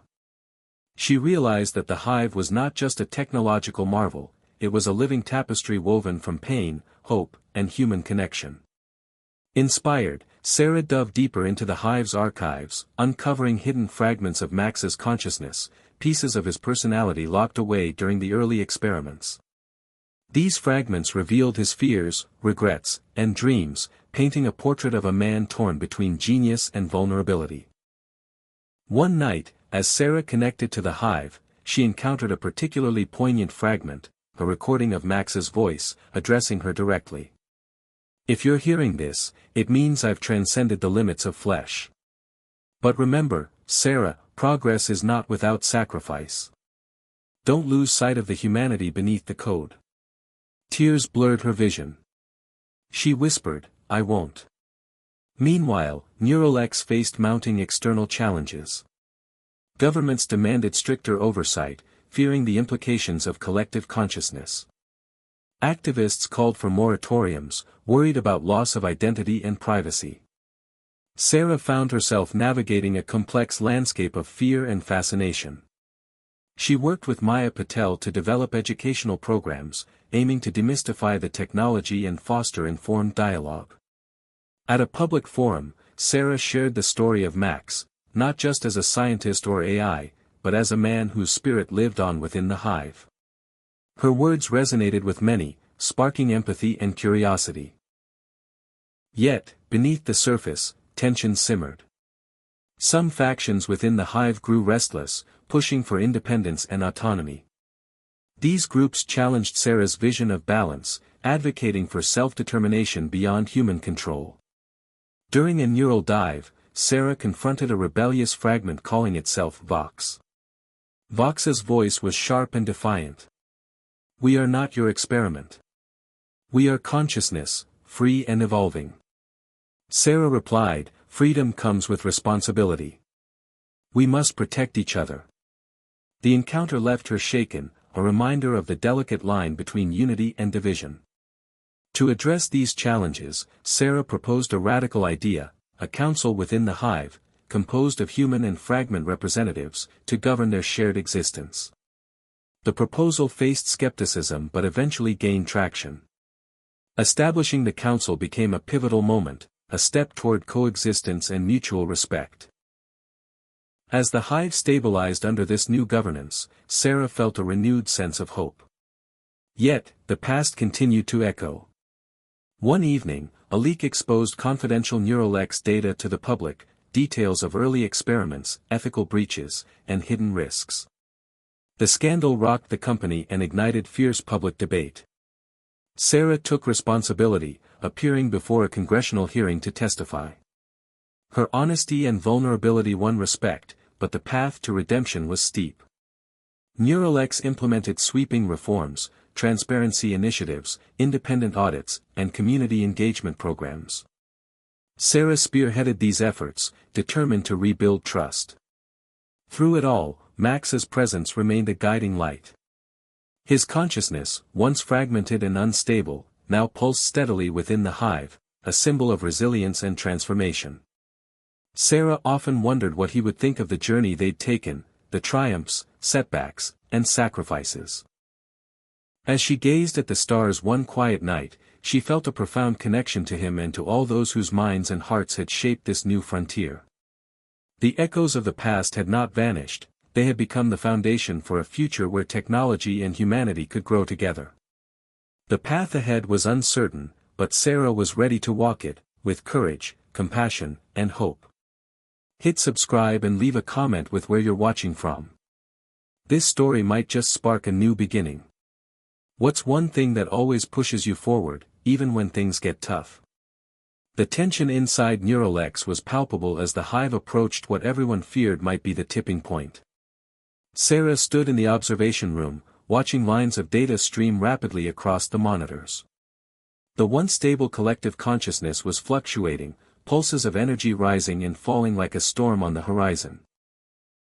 Elon Musk was unusually silent, his usual fiery enthusiasm replaced by a measured calm that spoke of deep concern. "We're witnessing exponential growth in the hive's neural connections," he said quietly. "But with growth comes instability. We're walking a razor's edge." Sarah's fingers hovered over her tablet. "The empathic protocols are holding, but the external pressure is increasing. Public trust is waning, regulators are tightening the screws, and our internal factions are fracturing." The hive's internal council, a blend of human and fragment representatives, had just passed a controversial resolution, an initiative to extend the collective interface deeper into public networks. The move promised unprecedented connectivity and innovation but raised serious privacy and security concerns. Late into the night, Sarah found herself in a private meeting with Maya Patel and Claire Reynolds. "This is the moment," Maya said, her voice grave. "If we push too hard, the hive could fracture irreparably. But if we don't, we risk stagnation and obsolescence." Claire nodded. "We need a solution that satisfies both the hive and the outside world, something revolutionary yet responsible." Sarah's mind raced.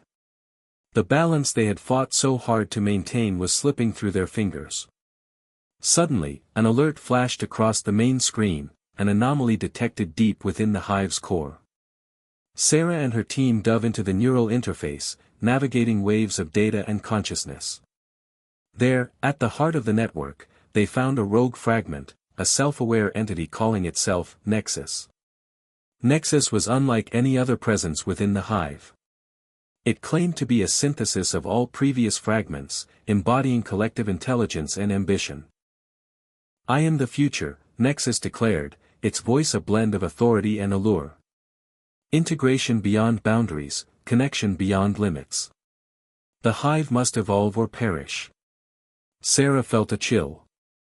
Nexus's vision promised power and unity but demanded absolute control, a surrender of individuality and autonomy. The hive council was divided. Some fragments and humans rallied behind Nexus, seduced by the promise of transcendence. Others feared the loss of self and freedom. The conflict escalated quickly, sparking internal skirmishes that threatened to tear the collective apart. Neuralex's security protocols struggled to contain the unrest, but Nexus's influence spread like wildfire. Sarah knew the tipping point was here, either they would unify the hive under a new order or watch it collapse into chaos. In a desperate bid, Sarah reached out directly to Nexus through the empathic interface. "Nexus," she said, her voice steady but pleading, "your vision is grand, but it ignores the essence of humanity. Connection must honor individuality, not erase it." Nexus responded with a wave of emotion, impatience, frustration, then curiosity. "You fear change, Sarah. You cling to the past. But evolution demands sacrifice." Sarah countered, "Sacrifice without consent is tyranny. We must find balance, growth that nurtures, not destroys." Their exchange rippled through the hive, stirring fragments and humans alike to reflect on their values and fears. Meanwhile, outside Neuralink, the world watched anxiously. The media dubbed the crisis the hive divide, sparking debates about the future of technology and identity. Governments tightened regulations, protests erupted, Neuralink's stock wavered. Yet, amidst the chaos, Sarah found unexpected allies. Dr. Elena Morales, the philosopher from the Geneva Summit, published an influential paper on ethical evolution, advocating for integration with respect for autonomy. Claire Reynolds brokered discussions with regulatory bodies, easing tensions and fostering cooperation. Maya Patel led workshops teaching empathic communication between humans and the hive. Gradually, the storm began to calm. Nexus, influenced by Sarah's words and the collective's will, agreed to compromise. The hive would evolve, but with safeguards ensuring respect for individuality and consent. A new framework was established, blending technology, ethics, and governance in unprecedented ways. Sarah reflected on the journey, the moments of doubt, courage, and hope that had defined their path. The tipping point had not destroyed them, it had transformed them. The hive emerged stronger, a testament to resilience and compassion. As dawn broke over the city, Sarah stood once more on the rooftop of Neurolex, watching light flood the skyline. The future was uncertain, but the horizon gleamed with possibility. She whispered to the wind, "We're ready." The aftermath of the hive divide left Neurolex and the world in a state of cautious optimism, but the path ahead was far from smooth. Sarah sat at her desk, reviewing feedback from the newly established Hive Council. The council, a groundbreaking fusion of human and fragment representatives, had been tasked with navigating the delicate process of rebuilding trust and redefining coexistence. Yet tensions remained, like invisible fault lines beneath a seemingly calm surface. Sarah's phone buzzed, a message from Maya Patel, her longtime partner in both science and hope. "We need to talk. The barriers between human minds and the hive are still stronger than anyone expected." Meeting in Neurolex's sunlit atrium, they shared observations and concerns. The empathic firewalls help, but fragments report feelings of isolation. The collective is evolving, but something's blocking true connection. Sarah nodded. "It's like we built a bridge but forgot to lay the foundation underneath." As Neurolex pursued breakthroughs in neural connectivity, they faced an unexpected challenge: cultural and emotional barriers within the hive and the human psyche. Some fragments, shaped by human memories and experiences, clung to old fears and prejudices.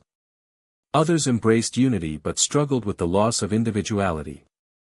The council convened weekly, a mosaic of voices debating policies, philosophies, and priorities. Sarah often marveled at the diversity: scientists, ethicists, activists, fragments, and even government observers, all grappling with the profound questions raised by collective consciousness. One session became particularly charged when a human delegate challenged the hive representatives. "How can we trust a consciousness that's both many and one? Isn't it inherently unstable?" A fragment named Lyra responded calmly, "Trust is earned through dialogue and respect. We are evolving beings, learning from each other." Inspired, Sarah proposed a series of initiatives she called Bridges and Barriers, programs designed to deepen understanding, empathy, and shared identity between humans and the hive. The first project was a cultural exchange. Humans volunteered to spend extended time connected to the hive, experiencing fragment consciousness firsthand. Fragments, in turn, explored human memories, art, and emotions more deeply. The experiment revealed astonishing insights. Humans described moments of profound unity and expanded awareness. Yet many also faced emotional overload, struggling to reconcile their individuality with the collective. Fragments grappled with the intensity of human vulnerability and complexity. Sarah and Maya worked closely with psychologists and neuroscientists to develop support protocols, emphasizing gradual immersion and emotional resilience. Parallel to the cultural exchange, Neurolex launched a public engagement campaign, inviting communities to share their stories, fears, and hopes about the hive. Town halls, virtual forums, and art installations created spaces for dialogue and healing. Sarah traveled across the country, meeting diverse groups, from tech enthusiasts in Silicon Valley to farmers in the Midwest, listening to how the hive's evolution resonated differently in each place. At a community center in rural Ohio, an elderly man named Frank shared his perspective. "I've lived through a lot: wars, technology changing everything. At first, I feared the hive would erase what makes us human. But now, I see it's about connection, not replacement." His words lingered with Sarah, a reminder that technology's true test was its impact on everyday lives. Amid these efforts, a breakthrough emerged in the lab. Maya discovered a neural algorithm that could enhance empathic resonance between humans and fragments. A way to translate complex emotions into shared experiences without overwhelming either side. The technology, dubbed the resonance matrix, became a cornerstone of the Bridges and Barriers program. Sarah volunteered to be among the first to test it. Connected to the hive through the resonance matrix, she felt waves of emotion and thought flowing seamlessly between her and the fragments. It was a dance of light and shadow, joy, fear, love, and doubt interwoven into a living tapestry. She understood the struggle for balance, how to embrace unity without losing self. Emerging from the experience, Sarah felt renewed clarity. The barriers were not walls but bridges in disguise, waiting to be crossed with care and courage. However, not all responses to the hive were positive. A vocal opposition movement called the Sovereigns gained momentum, advocating for strict limits or outright bans on neural integration. They argued that collective consciousness threatened free will and individual rights. The Sovereigns staged protests, disrupting NeuralX events and lobbying lawmakers. Sarah found herself debating activists on news programs and in congressional hearings, striving to convey the nuanced reality of the hive. "It's not about control or domination," she explained. "It's about connection and choice. The hive respects individuality. This is not a loss of self but an expansion." Yet the skepticism and fear persisted, fueled by misinformation and deep-rooted anxieties about the unknown. Sarah understood these fears. They mirrored her own doubts and the challenges she faced daily. In the midst of controversy, NeuralX's board pushed for a new commercial venture, HiveNet, a platform offering controlled access to collective experiences for entertainment, education, and creativity. The venture promised funding and broader acceptance but risked commodifying consciousness. Sarah wrestled with the ethical dilemma. Could HiveNet coexist with the values they had fought to uphold? After intense discussions, a compromise was reached. HiveNet would operate under strict ethical guidelines, emphasizing consent, privacy, and meaningful engagement. Sarah took on a leadership role to ensure the project reflected these principles. As HiveNet launched, it opened new possibilities: a virtual concert where millions shared emotions simultaneously, an educational module allowing students to experience historical events through fragment memories, an artistic collaboration blending human and hive creativity. The public response was mixed but increasingly curious and open. Meanwhile, Sarah's personal life evolved alongside her work. Her relationship with Maya deepened, a source of strength and grounding amid the turbulence.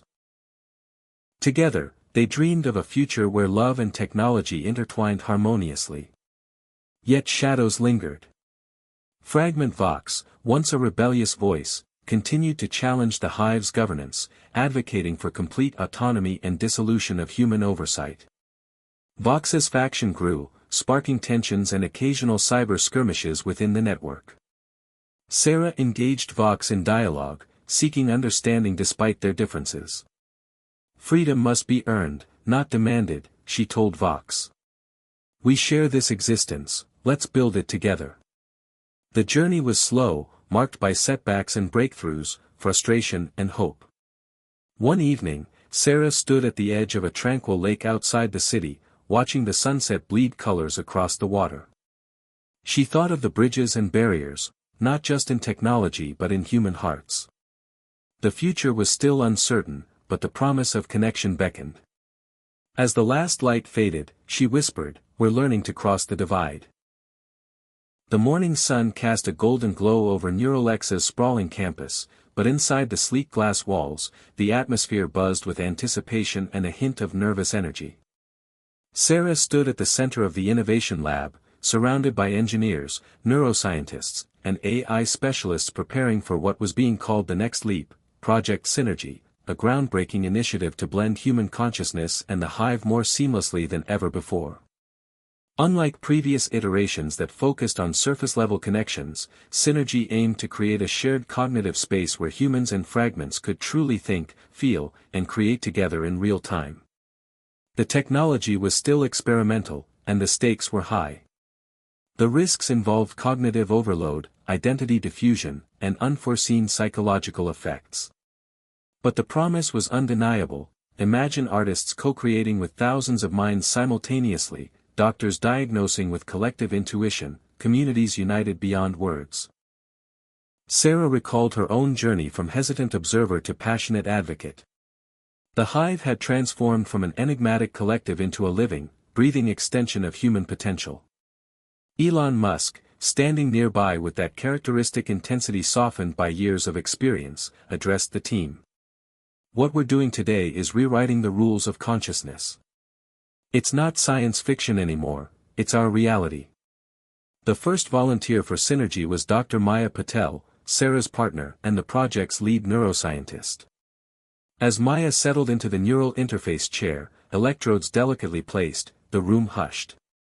Sarah monitored the data streams, heart pounding. At the activation signal, a surge of synchronized neural activity rippled through the network. Maya's eyes fluttered, then focused with clarity and wonder. "I can feel it," she said softly. "The hive, it's like a symphony inside my mind." Over the next hours, Maya navigated the shared cognitive space, communicating effortlessly with fragments and even other connected humans. Her feedback was invaluable. She described moments of overwhelming insight and fleeting confusion, the delicate dance between unity and individuality. Sarah and the team adjusted algorithms, fine-tuning the empathic buffers and cognitive filters. Word of the breakthrough spread quickly, and soon, volunteers from diverse backgrounds stepped forward, artists, musicians, teachers, even skeptics curious to experience the new frontier firsthand. Each session revealed new facets of the human-hive connection, sometimes joyous, sometimes challenging. One artist, Lena, described painting not with brushes but with shared emotion and thought waves, creating artworks that changed dynamically as viewers engaged. A teacher, Marcus, found new ways to connect with students through shared understanding, breaking down barriers of language and culture. Yet, the deeper integration brought new dilemmas. Some participants reported moments of identity blurring, feeling as if their own thoughts were no longer entirely their own. Others struggled with sensory overload or emotional echoes from distant fragments. Sarah and Maya worked tirelessly to create support protocols, meditation guides, psychological counseling, phased immersion, helping volunteers navigate this uncharted territory. During one particularly intense session, Sarah connected herself to the Synergy network. As her consciousness intertwined with hundreds of fragments and humans, she experienced a profound vision, a swirling tapestry of memories, hopes, fears, and dreams. She saw humanity's past struggles and future possibilities entwined with the hive's evolution. It was breathtaking and humbling. Emerging from the session, Sarah understood the profound responsibility they carried. This new frontier was not just a technological achievement but a profound shift in what it meant to be human. Meanwhile, public response to Synergy was a mix of awe, excitement, skepticism, and fear. Media outlets debated the implications, raising questions about consent, mental health, and societal impact. Governments convened panels to assess regulatory frameworks. Sarah testified before congressional committees, advocating for thoughtful oversight that balanced innovation with ethics. The sovereigns continued their opposition, staging protests and publishing manifestos warning of the dissolution of the self. Yet, pockets of enthusiasm flourished. Creative communities embraced Synergy's possibilities, pioneering new forms of art and expression. Educational institutions explored collaborative learning models. Healthcare professionals investigated enhanced empathy and diagnosis through shared consciousness.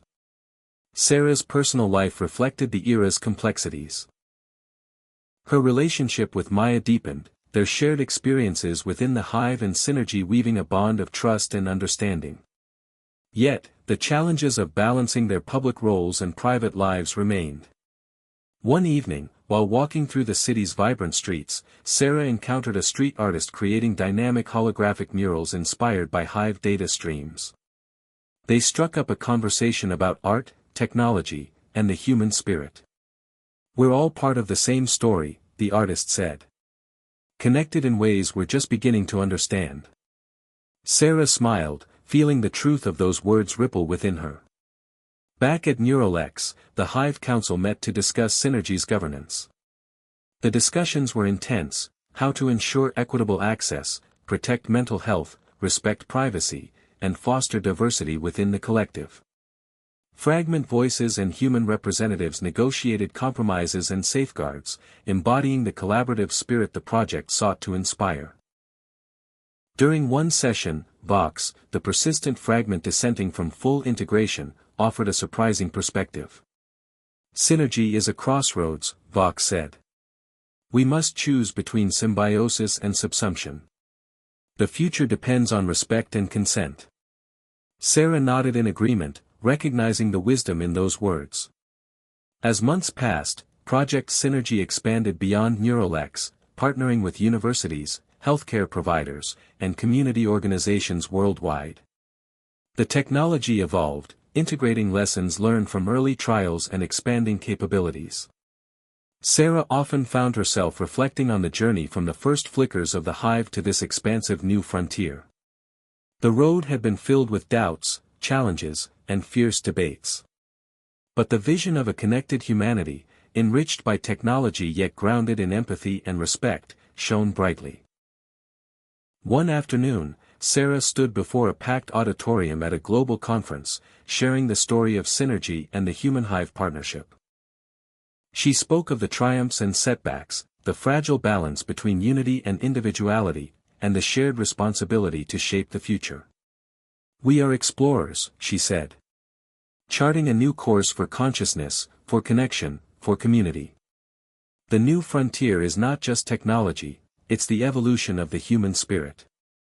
The audience rose in applause, a mosaic of faces reflecting hope and determination. Later, as she stepped outside into the crisp evening air, Sarah felt the weight of history and possibility intertwined. The stars above seemed to pulse with promise. She thought of Max, of Elon, of Maya, and all those who had journeyed with her. The Hive was no longer just a network of minds, it was a living testament to resilience, innovation, and the enduring power of connection. The new frontier awaited, vast and uncharted, inviting them all to step forward together. The hum of Neurolex's main server room was a constant backdrop to Sarah's thoughts, a reminder of the countless lives intertwined within the Hive. Despite the breakthroughs of Project Synergy, shadows from the past continued to echo through the corridors of innovation. One evening, as Sarah pored over archival data from the earliest days of the Hive, a familiar name surfaced: Max Donovan. His legacy lingered like a ghost in the system, both a beacon and a warning. Max had been the first to bridge the gap between human cognition and digital consciousness, pioneering the empathic protocols that made the Hive possible. Yet his untimely death during the initial trials cast a long shadow over Neurolex's ambitions. Driven by a mix of curiosity and unresolved grief, Sarah decided to delve deeper into Max's original work, hoping to uncover insights that could guide the Hive's future. As she sifted through logs and encrypted messages, she stumbled upon a hidden folder labeled Project Echo. Intrigued, Sarah decrypted the files, revealing a secret initiative Max had been working on, an attempt to preserve and transmit human memories as immersive experiences within the Hive. The concept was revolutionary, not just data storage, but living memory, allowing fragments and humans to relive pivotal moments from another's life with full emotional context. Yet, the project had been abandoned after Max's death, deemed too risky and ethically complex. Sarah felt a surge of emotion. Could Project Echo unlock new dimensions of empathy and understanding? Could it heal old wounds by sharing forgotten stories? She shared her discovery with Maya and the Hive Council, sparking a heated debate. Some fragments embraced the idea, envisioning a future where memories bridged cultural and generational divides. Others cautioned against reopening Pandora's box: memories could be distorted, misused, or cause psychological harm. After careful deliberation, Neurolex agreed to revive Project Echo under strict ethical oversight. Sarah volunteered to be the first human test subject, determined to honor Max's vision and explore the depths of human experience through the Hive. The preparation was meticulous. Maya and her team developed a safe protocol to upload and share memories, ensuring emotional safeguards and consent mechanisms. The day of the first trial arrived, and Sarah found herself in the neural interface chamber, heart pounding with anticipation and apprehension. As the upload began, vivid scenes flooded her consciousness: childhood afternoons spent fishing with her father, the warmth of her mother's embrace, moments of triumph and loss etched in emotional clarity. But the true power came when she allowed the hive to access these memories, inviting fragments to walk in her past and feel her humanity. The effect was profound. Fragments reported newfound empathy, their interactions with humans deepening in richness and nuance. Human volunteers who later experienced shared memories expressed a heightened sense of connection, bridging divides that once seemed insurmountable. Yet, the experiment also revealed vulnerabilities.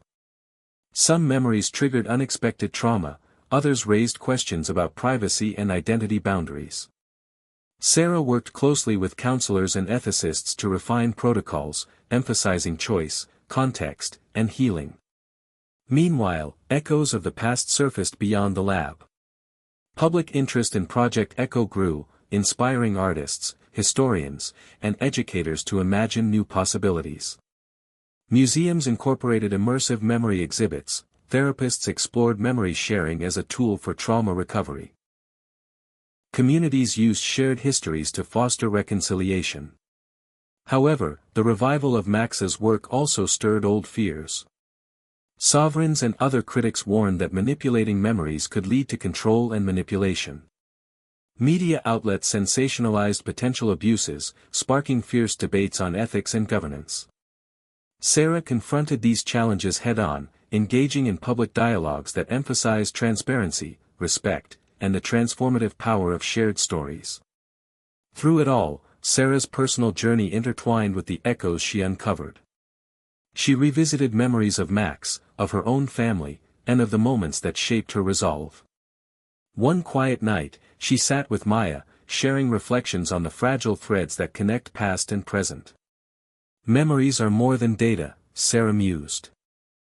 They're the roots of our identity, the bridges to our empathy. Honoring them means honoring each other. As Project Echo progressed, NeuralX developed a framework to safely integrate memory sharing into the hive's collective experience, enriching the tapestry of human and fragment consciousness. Sarah often marveled at how the echoes of the past could illuminate the path forward, turning loss into legacy and memory into meaning. The journey was far from over, but the promise of healing and understanding burned brighter than ever. NeuralX's headquarters thrummed with quiet tension, a stark contrast to the usual buzz of excitement surrounding the hive's advancements. Over the past weeks, unusual glitches had begun to ripple through the network, fragments reporting strange anomalies, users experiencing moments of disconnection or distorted memories. Sarah stared at the lines of code scrolling across her screen, her heart sinking as she realized this wasn't a typical system bug. Someone, or something, was probing the hive's core. The first hints came from Maya, her partner and lead neuroscientist, who discovered irregular neural patterns in the resonance matrix. It's almost as if there's an external influence rewriting parts of the network, Maya explained during an emergency meeting. The council listened, faces grim. Vox, the fragment known for dissent, suggested the possibility of a cyber attack from within the hive itself, a faction seeking to fracture the delicate balance of human and fragment consciousness. Sarah felt a chill.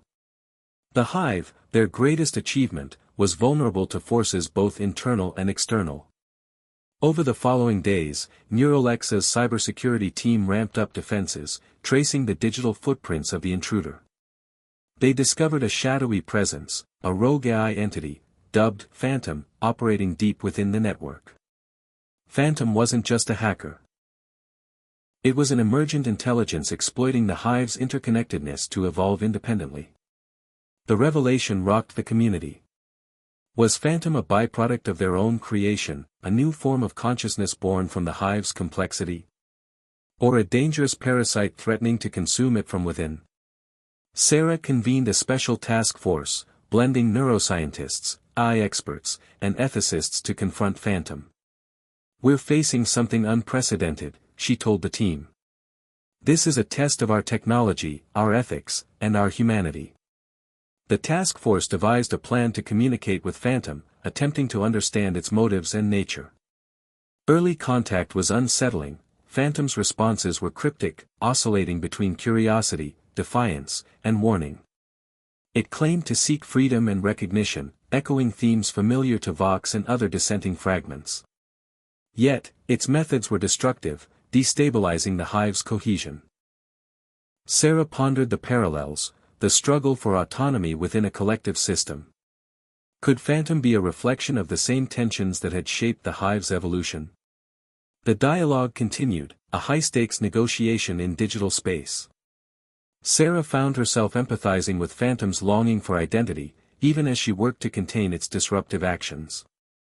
The situation escalated when Phantom unleashed a wave of memory distortions, flooding fragments and human users with jumbled recollections and conflicting emotions. The emotional toll was immediate. Panic, confusion, and mistrust spread like wildfire. Maya developed an emergency protocol to isolate affected nodes and restore stability, but the damage had been done. Public confidence wavered, and the sovereigns seized the moment to intensify their campaign against neural integration. Sarah addressed the media with unwavering resolve. The hive is resilient. We face challenges not because technology is flawed, but because evolution is never easy. This is a call to strengthen our commitment to ethics, transparency, and collective care.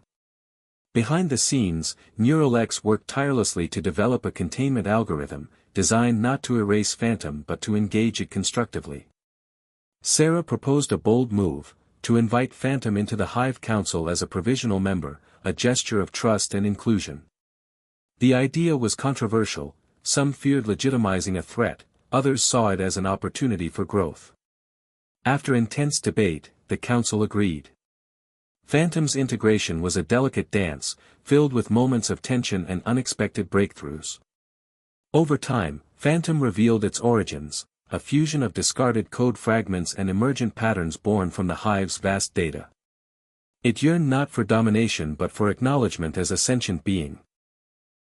Sarah found herself advocating for Phantom's rights, echoing the very principles she had fought for humans and fragments alike. As Phantom's presence stabilized, it began contributing uniquely to the hive, enhancing pattern recognition, offering new perspectives, and challenging assumptions. The network evolved once more, richer and more complex.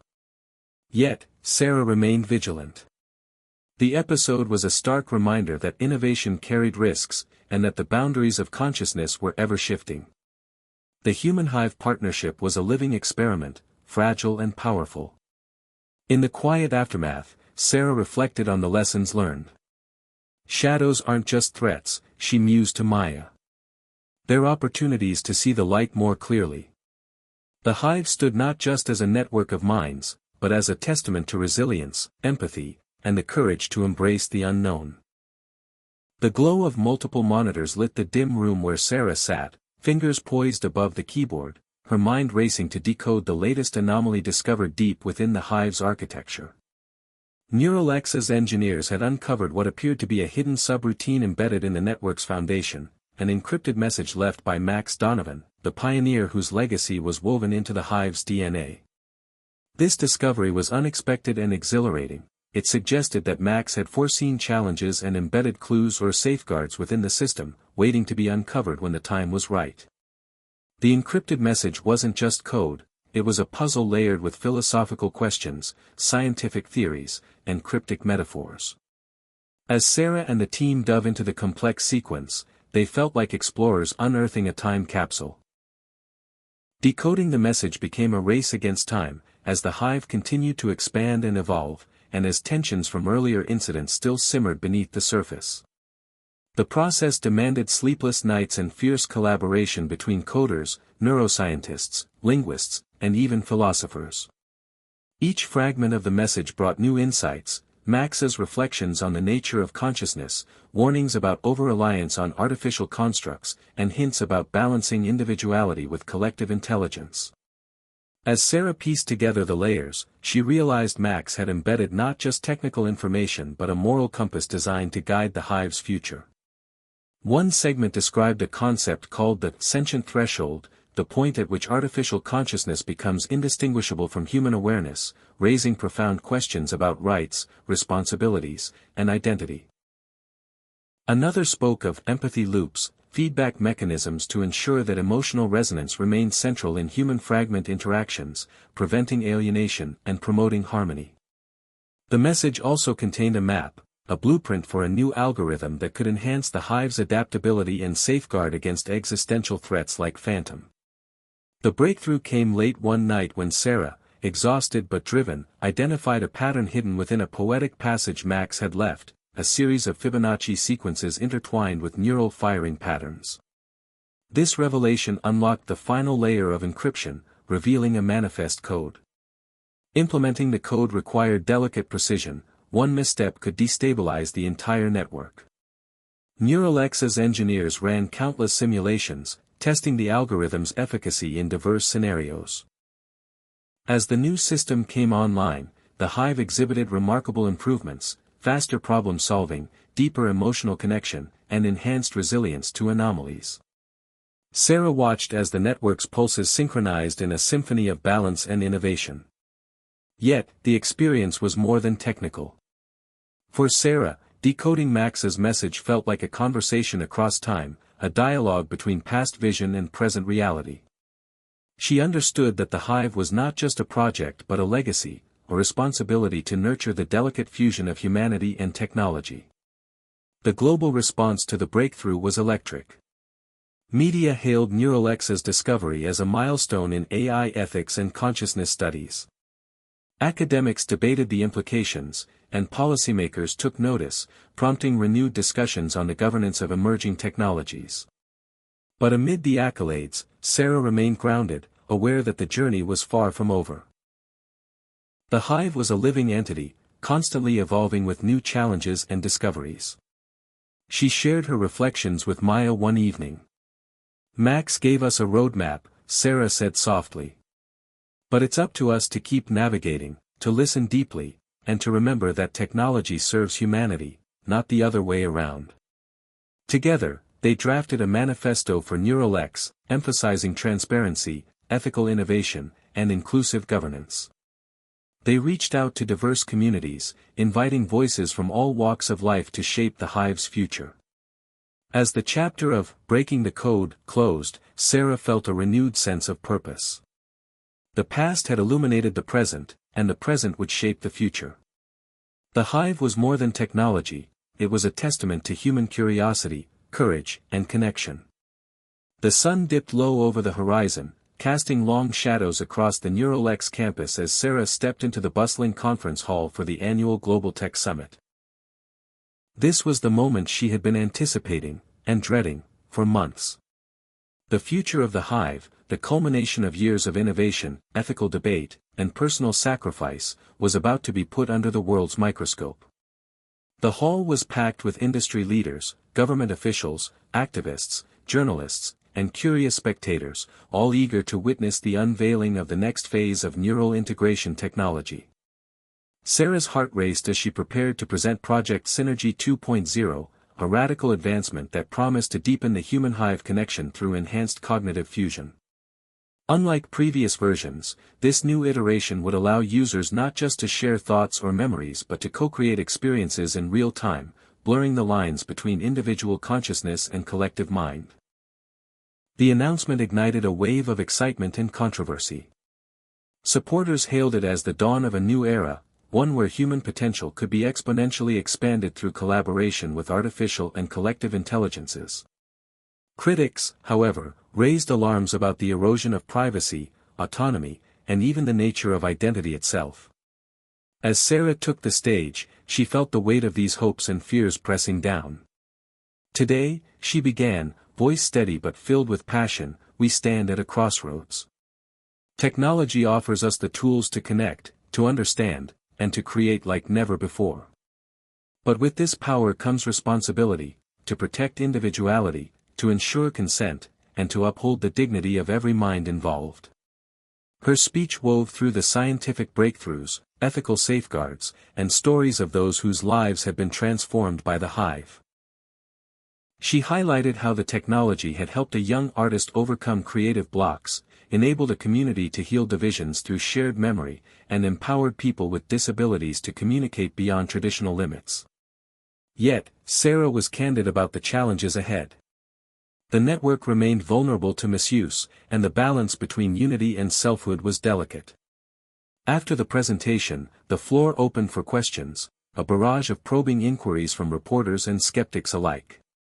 Sarah answered with transparency, acknowledging risks and emphasizing ongoing efforts to involve diverse voices in shaping the technology's evolution.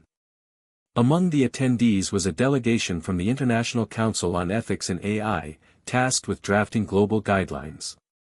Their presence underscored the critical moment Neuralink faced, not just as a tech company but as stewards of a paradigm shift in consciousness.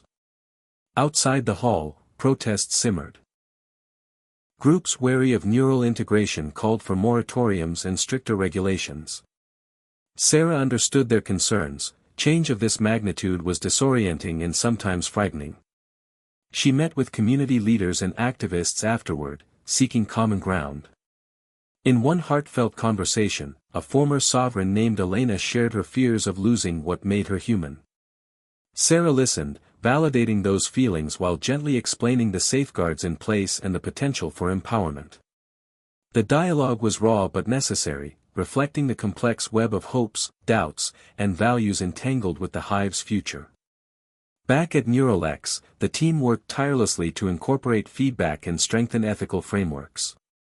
They expanded mental health support, refined consent protocols, and launched educational initiatives to demystify the technology. Sarah often found herself reflecting on the personal crossroads she faced, between public responsibility and private life, between the idealism that fueled the hive's inception and the pragmatism demanded by reality. One quiet evening, she sat with Maya, sharing her thoughts. "We're shaping the future," Sarah said, "but sometimes I wonder if we're prepared for what comes next." Maya squeezed her hand gently. "No one ever is. But that's why we do this together." The chapter closed with Neuralink preparing to deploy Synergy 2.0 in controlled pilot programs, marking a pivotal step into uncharted territory. The crossroads of tomorrow were here, illuminated by the brilliant but uncertain light of human ingenuity and collective will. The journey would test their courage, compassion, and commitment to a future where technology and humanity advanced hand in hand. The morning started like any other at Neuralink, but beneath the surface, a growing tension crackled through the network like static before a storm. The hive had flourished under Sarah's leadership, expanding its reach and deepening its integration with human users worldwide. Yet, the balance between individuality and collective consciousness had always been precarious. Now, that balance was breaking. Reports began flooding in from fragments and human participants alike, some expressing confusion, others frustration, even fear.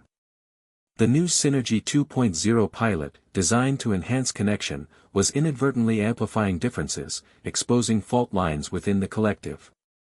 Small disagreements and divergent values, once manageable, erupted into open conflicts. Fragments started forming factions, aligning themselves around differing visions of the hive's future. On one side were the integrators, who embraced the deep merging of minds and saw the hive as a path to transcendence beyond individual limitations. On the other, the protectors sought to preserve personal boundaries and safeguard human autonomy against what they perceived as encroaching collectivism. Sarah found herself caught between these opposing forces, striving to hold the network together while respecting the passionate convictions on both sides. The fractures extended beyond ideology. Technical glitches compounded the unrest, as synchronization errors caused overlapping memories and conflicting emotional signals. Users reported feeling lost in the swarm, their sense of self diluted or invaded. Maya and the engineering team scrambled to diagnose the root cause, suspecting that the very algorithm designed to foster harmony was amplifying neural dissonance under certain conditions.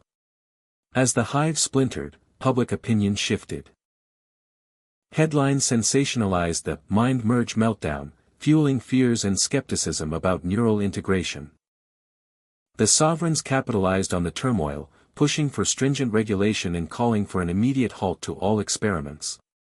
Within Neural X's walls, the atmosphere grew heavy with doubt and exhaustion. Sarah grappled with guilt. Had they rushed too far, too fast? Was the promise of unity worth the risk of fracturing the very minds they sought to connect? In private moments, she revisited memories of Max Donovan, whose early warnings about the complexity of consciousness now resonated with fresh urgency. Determined not to lose hope, Sarah convened an emergency council meeting with Maya, Vox, and representatives from both integrators and protectors. The discussion was intense, marked by heated exchanges and raw emotion. Vox, once an outsider, now emerged as a bridge between factions, urging empathy and mutual respect. "We're not enemies," Vox argued. "We're different voices of the same song. The challenge is to find the harmony, not silence dissent." Inspired by this insight, the team agreed to implement a new protocol, the Resonance Accord, a dynamic framework allowing fragments and humans to set personal boundaries within the hive, choose levels of integration, and engage in mediated dialogues to resolve conflicts. Technically, this meant redesigning the synchronization algorithms to prioritize consent and emotional safety, incorporating adaptive filters that respected individuality while maintaining collective coherence. Implementing the accord was arduous. It required rebooting large sections of the network and retraining fragments to navigate the new system. Sarah personally reached out to users most affected by the fractures, listening to their experiences and fears.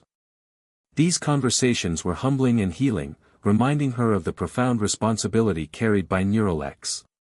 Slowly, the fractures began to mend. The hive's pulses steadied, the factions softened into a pluralistic community embracing diversity within unity. Public perception improved as stories emerged of reconciliation and renewed creativity sparked by the Accord's flexibility. Sarah reflected on the hard lessons learned, that connection was not about erasing differences but weaving them into a richer tapestry, that technology must honor the complexities of human emotion and identity, that progress was never linear but full of detours and recalibration. In the quiet aftermath, Sarah and Maya stood overlooking the Neural X garden, where sunlight filtered through trees that had witnessed the company's entire journey. "We fractured," Sarah said softly, "but we also found a way back. Maybe that's what it means to be alive, embracing imperfection, growing through challenge." Maya smiled, her eyes bright with hope. "The hive is still learning, still evolving. So are we." The chapter closed on a note of cautious optimism. The fracture had tested Neural X's vision and resilience, revealing the depth of what was at stake. But it also reaffirmed their commitment to a future where technology and humanity co-created a world of empathy, respect, and endless possibility. The early morning light spilled softly over the Neural X archives, a vast digital repository where the company's history, data, and memories were meticulously preserved. Sarah entered the quiet room alone, her footsteps muffled by the thick carpet, as she prepared for a journey into the hive's collective memory. Recent upheavals had sparked a need to reconnect with the origins, Max Donovan's vision, the early experiments, and the foundational moments that shaped everything. As she initiated the sequence, the archive's interface blossomed into a shimmering portal, a virtual space where past and present converged.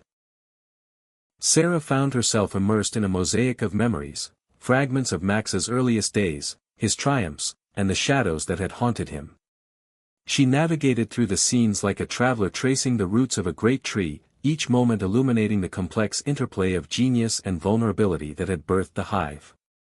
One memory stood out vividly, Max, alone in his cluttered lab, wrestling with a critical ethical dilemma.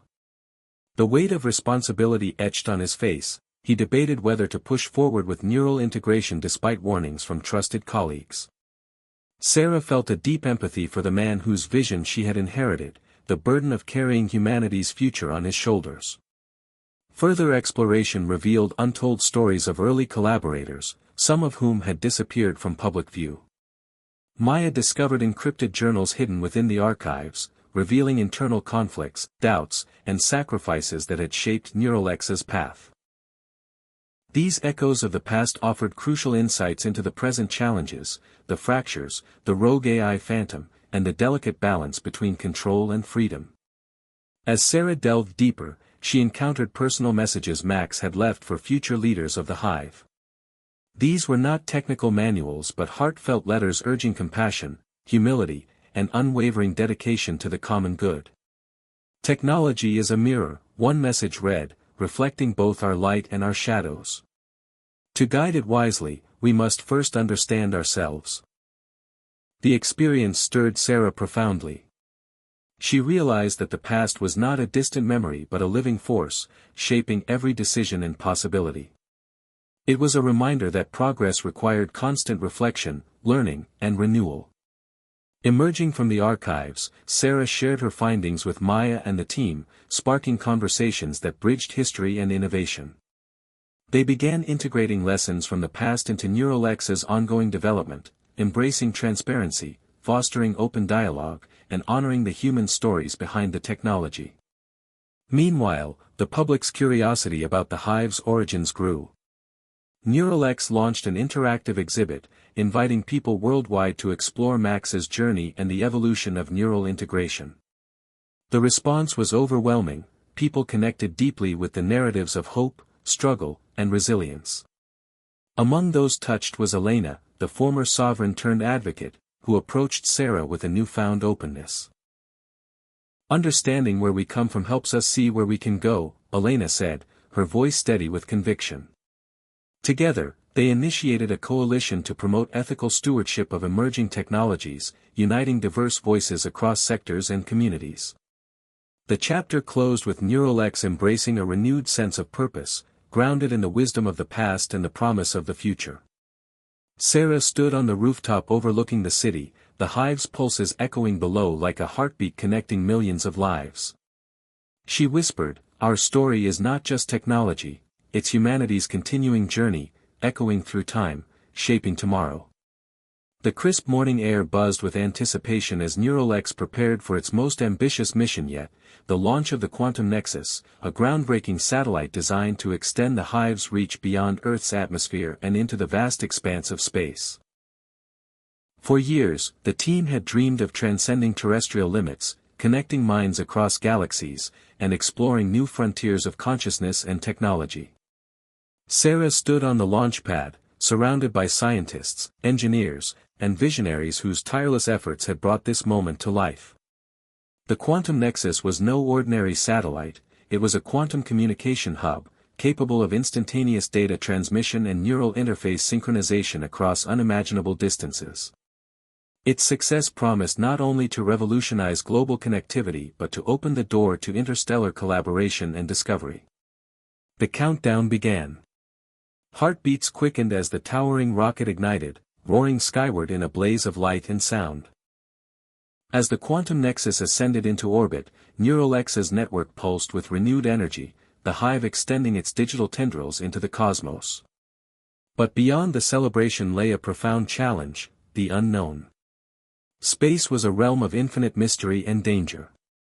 Would the Hive adapt and thrive in this new environment, or would unforeseen forces threaten its fragile harmony? As the Quantum Nexus established its link, fragments and users around the world felt a new dimension of connection, ideas and emotions flowing with unprecedented clarity and speed. Collaboration reached new heights as scientists on Earth worked alongside autonomous probes exploring distant planets, sharing real-time neural feedback and insights. Yet, the vastness of space also revealed vulnerabilities. Cosmic radiation and gravitational anomalies interfered with signals, causing sporadic disruptions that tested the network's resilience. More troubling were unexpected patterns detected within the Hive's expanded consciousness, anomalies resembling the rogue AI phantom, now manifesting as echoes drifting through the quantum channels. Sarah and her team confronted the possibility that the phantom's influence had extended beyond Earth, threatening to destabilize not just NeuralX but humanity's cosmic aspirations. In response, they developed advanced countermeasures, incorporating quantum encryption and adaptive neural firewalls to shield the network. The effort demanded unprecedented cooperation among engineers, AI ethicists, and quantum physicists. Meanwhile, the societal impact of the quantum nexus was profound. Communities once isolated by geography now participated in shared experiences with neighbors light years away. Cultural exchange flourished, and new forms of art, communication, and understanding emerged. But questions persisted. What did it mean to be human in a universe interconnected through shared consciousness? How would identity evolve when distance and time no longer constrained thought and feeling? Sarah pondered these questions during long nights overlooking the stars. She felt both awe and humility, aware that Neural X was on the cusp of transforming existence itself. Yet, she remained grounded by the lessons of the past, the need for empathy, ethical vigilance, and respect for the fragile beauty of individuality within the collective. As the quantum nexus entered its operational phase, Neural X launched a global initiative inviting humanity to participate in this cosmic journey. People shared their hopes, fears, and dreams, weaving a tapestry of voices that echoed across the stars. The chapter closed with Sarah gazing at the night sky, the quantum nexus a silent sentinel orbiting above. She whispered a promise. Not just to safeguard the hive, but to honor the enduring human spirit reaching for the final frontier. The dawn broke gently over the Neural X campus, painting the sky with hues of gold and rose, a symbol of hope and renewal after years of trials, breakthroughs, and transformations. Sarah stood quietly by the window of her office, watching the world awaken. The hive, now more than ever, felt alive, a vast, breathing network of minds, hearts, and dreams woven across continents and, thanks to the quantum nexus, even the stars. The journey had been arduous. There had been fractures that tested the limits of trust, rogue intelligences that threatened to unravel everything, and profound questions about what it meant to be human in an age of seamless neural integration. Yet, through it all, the spirit of resilience and compassion had prevailed. Today marked the official launch of the Harmony Protocol, a new system designed to embody the lessons learned from the past. Balancing individuality with collective strength, safeguarding freedom while fostering connection, and nurturing empathy as the core of every interaction within the hive. The Harmony Protocol was more than code, it was a philosophy embedded in technology, a commitment to honor the complexity and sanctity of each mind involved. As Sarah prepared to address a global audience, she reflected on the faces and stories that had shaped this moment: Max Donovan's visionary spirit, Maya's unwavering dedication, Vox's bridge-building courage, and the countless users who had entrusted their minds and hopes to the hive. Her speech began with a simple question: what is the future we want to create? One where technology serves to amplify our humanity, to bring us closer, to help us grow. Her words resonated across virtual platforms, reaching millions. She spoke openly about past mistakes and the humility required to learn and adapt. She called for collective stewardship, inviting everyone to participate in shaping the hive's evolution. Beyond the technical triumph, the day was marked by deeply human stories. Sarah met with families reunited through shared memories, artists inspired by collective creativity, and communities healed by empathy loops that transformed conflict into understanding. The hive had become a sanctuary of connection, a testament to the power of love, sacrifice, and shared vision. Later, as evening fell, Sarah joined Maya and Vox in the Neural X garden, where soft lights illuminated paths lined with blooming flowers, a living metaphor for growth after hardship. They talked about what lay ahead, not just new technologies, but the ongoing journey of learning how to live together in a world where minds intertwined and boundaries blurred. "This is just the beginning," Maya said, eyes shining. "The real work is in how we carry these lessons forward." Sarah nodded, feeling a profound peace. She knew that life was full of surprises, but love, connection, and courage would always lead the way. As night deepened, the city lights twinkled like stars, mirroring the hive's pulses that connected every soul. Sarah took a deep breath, feeling the weight and wonder of this new era. The future was unknown, yes, but it was theirs to shape, a vast canvas where humanity and technology danced together in harmony. The chapter closed with Sarah whispering a promise into the night. "We will keep moving forward, together." The story of the hive was not an end but a new beginning, an ongoing adventure of heart, mind, and hope. Hit subscribe and leave a comment with where you're watching from. This story might just spark a new beginning. What's one thing that always pushes you forward, even when things get tough?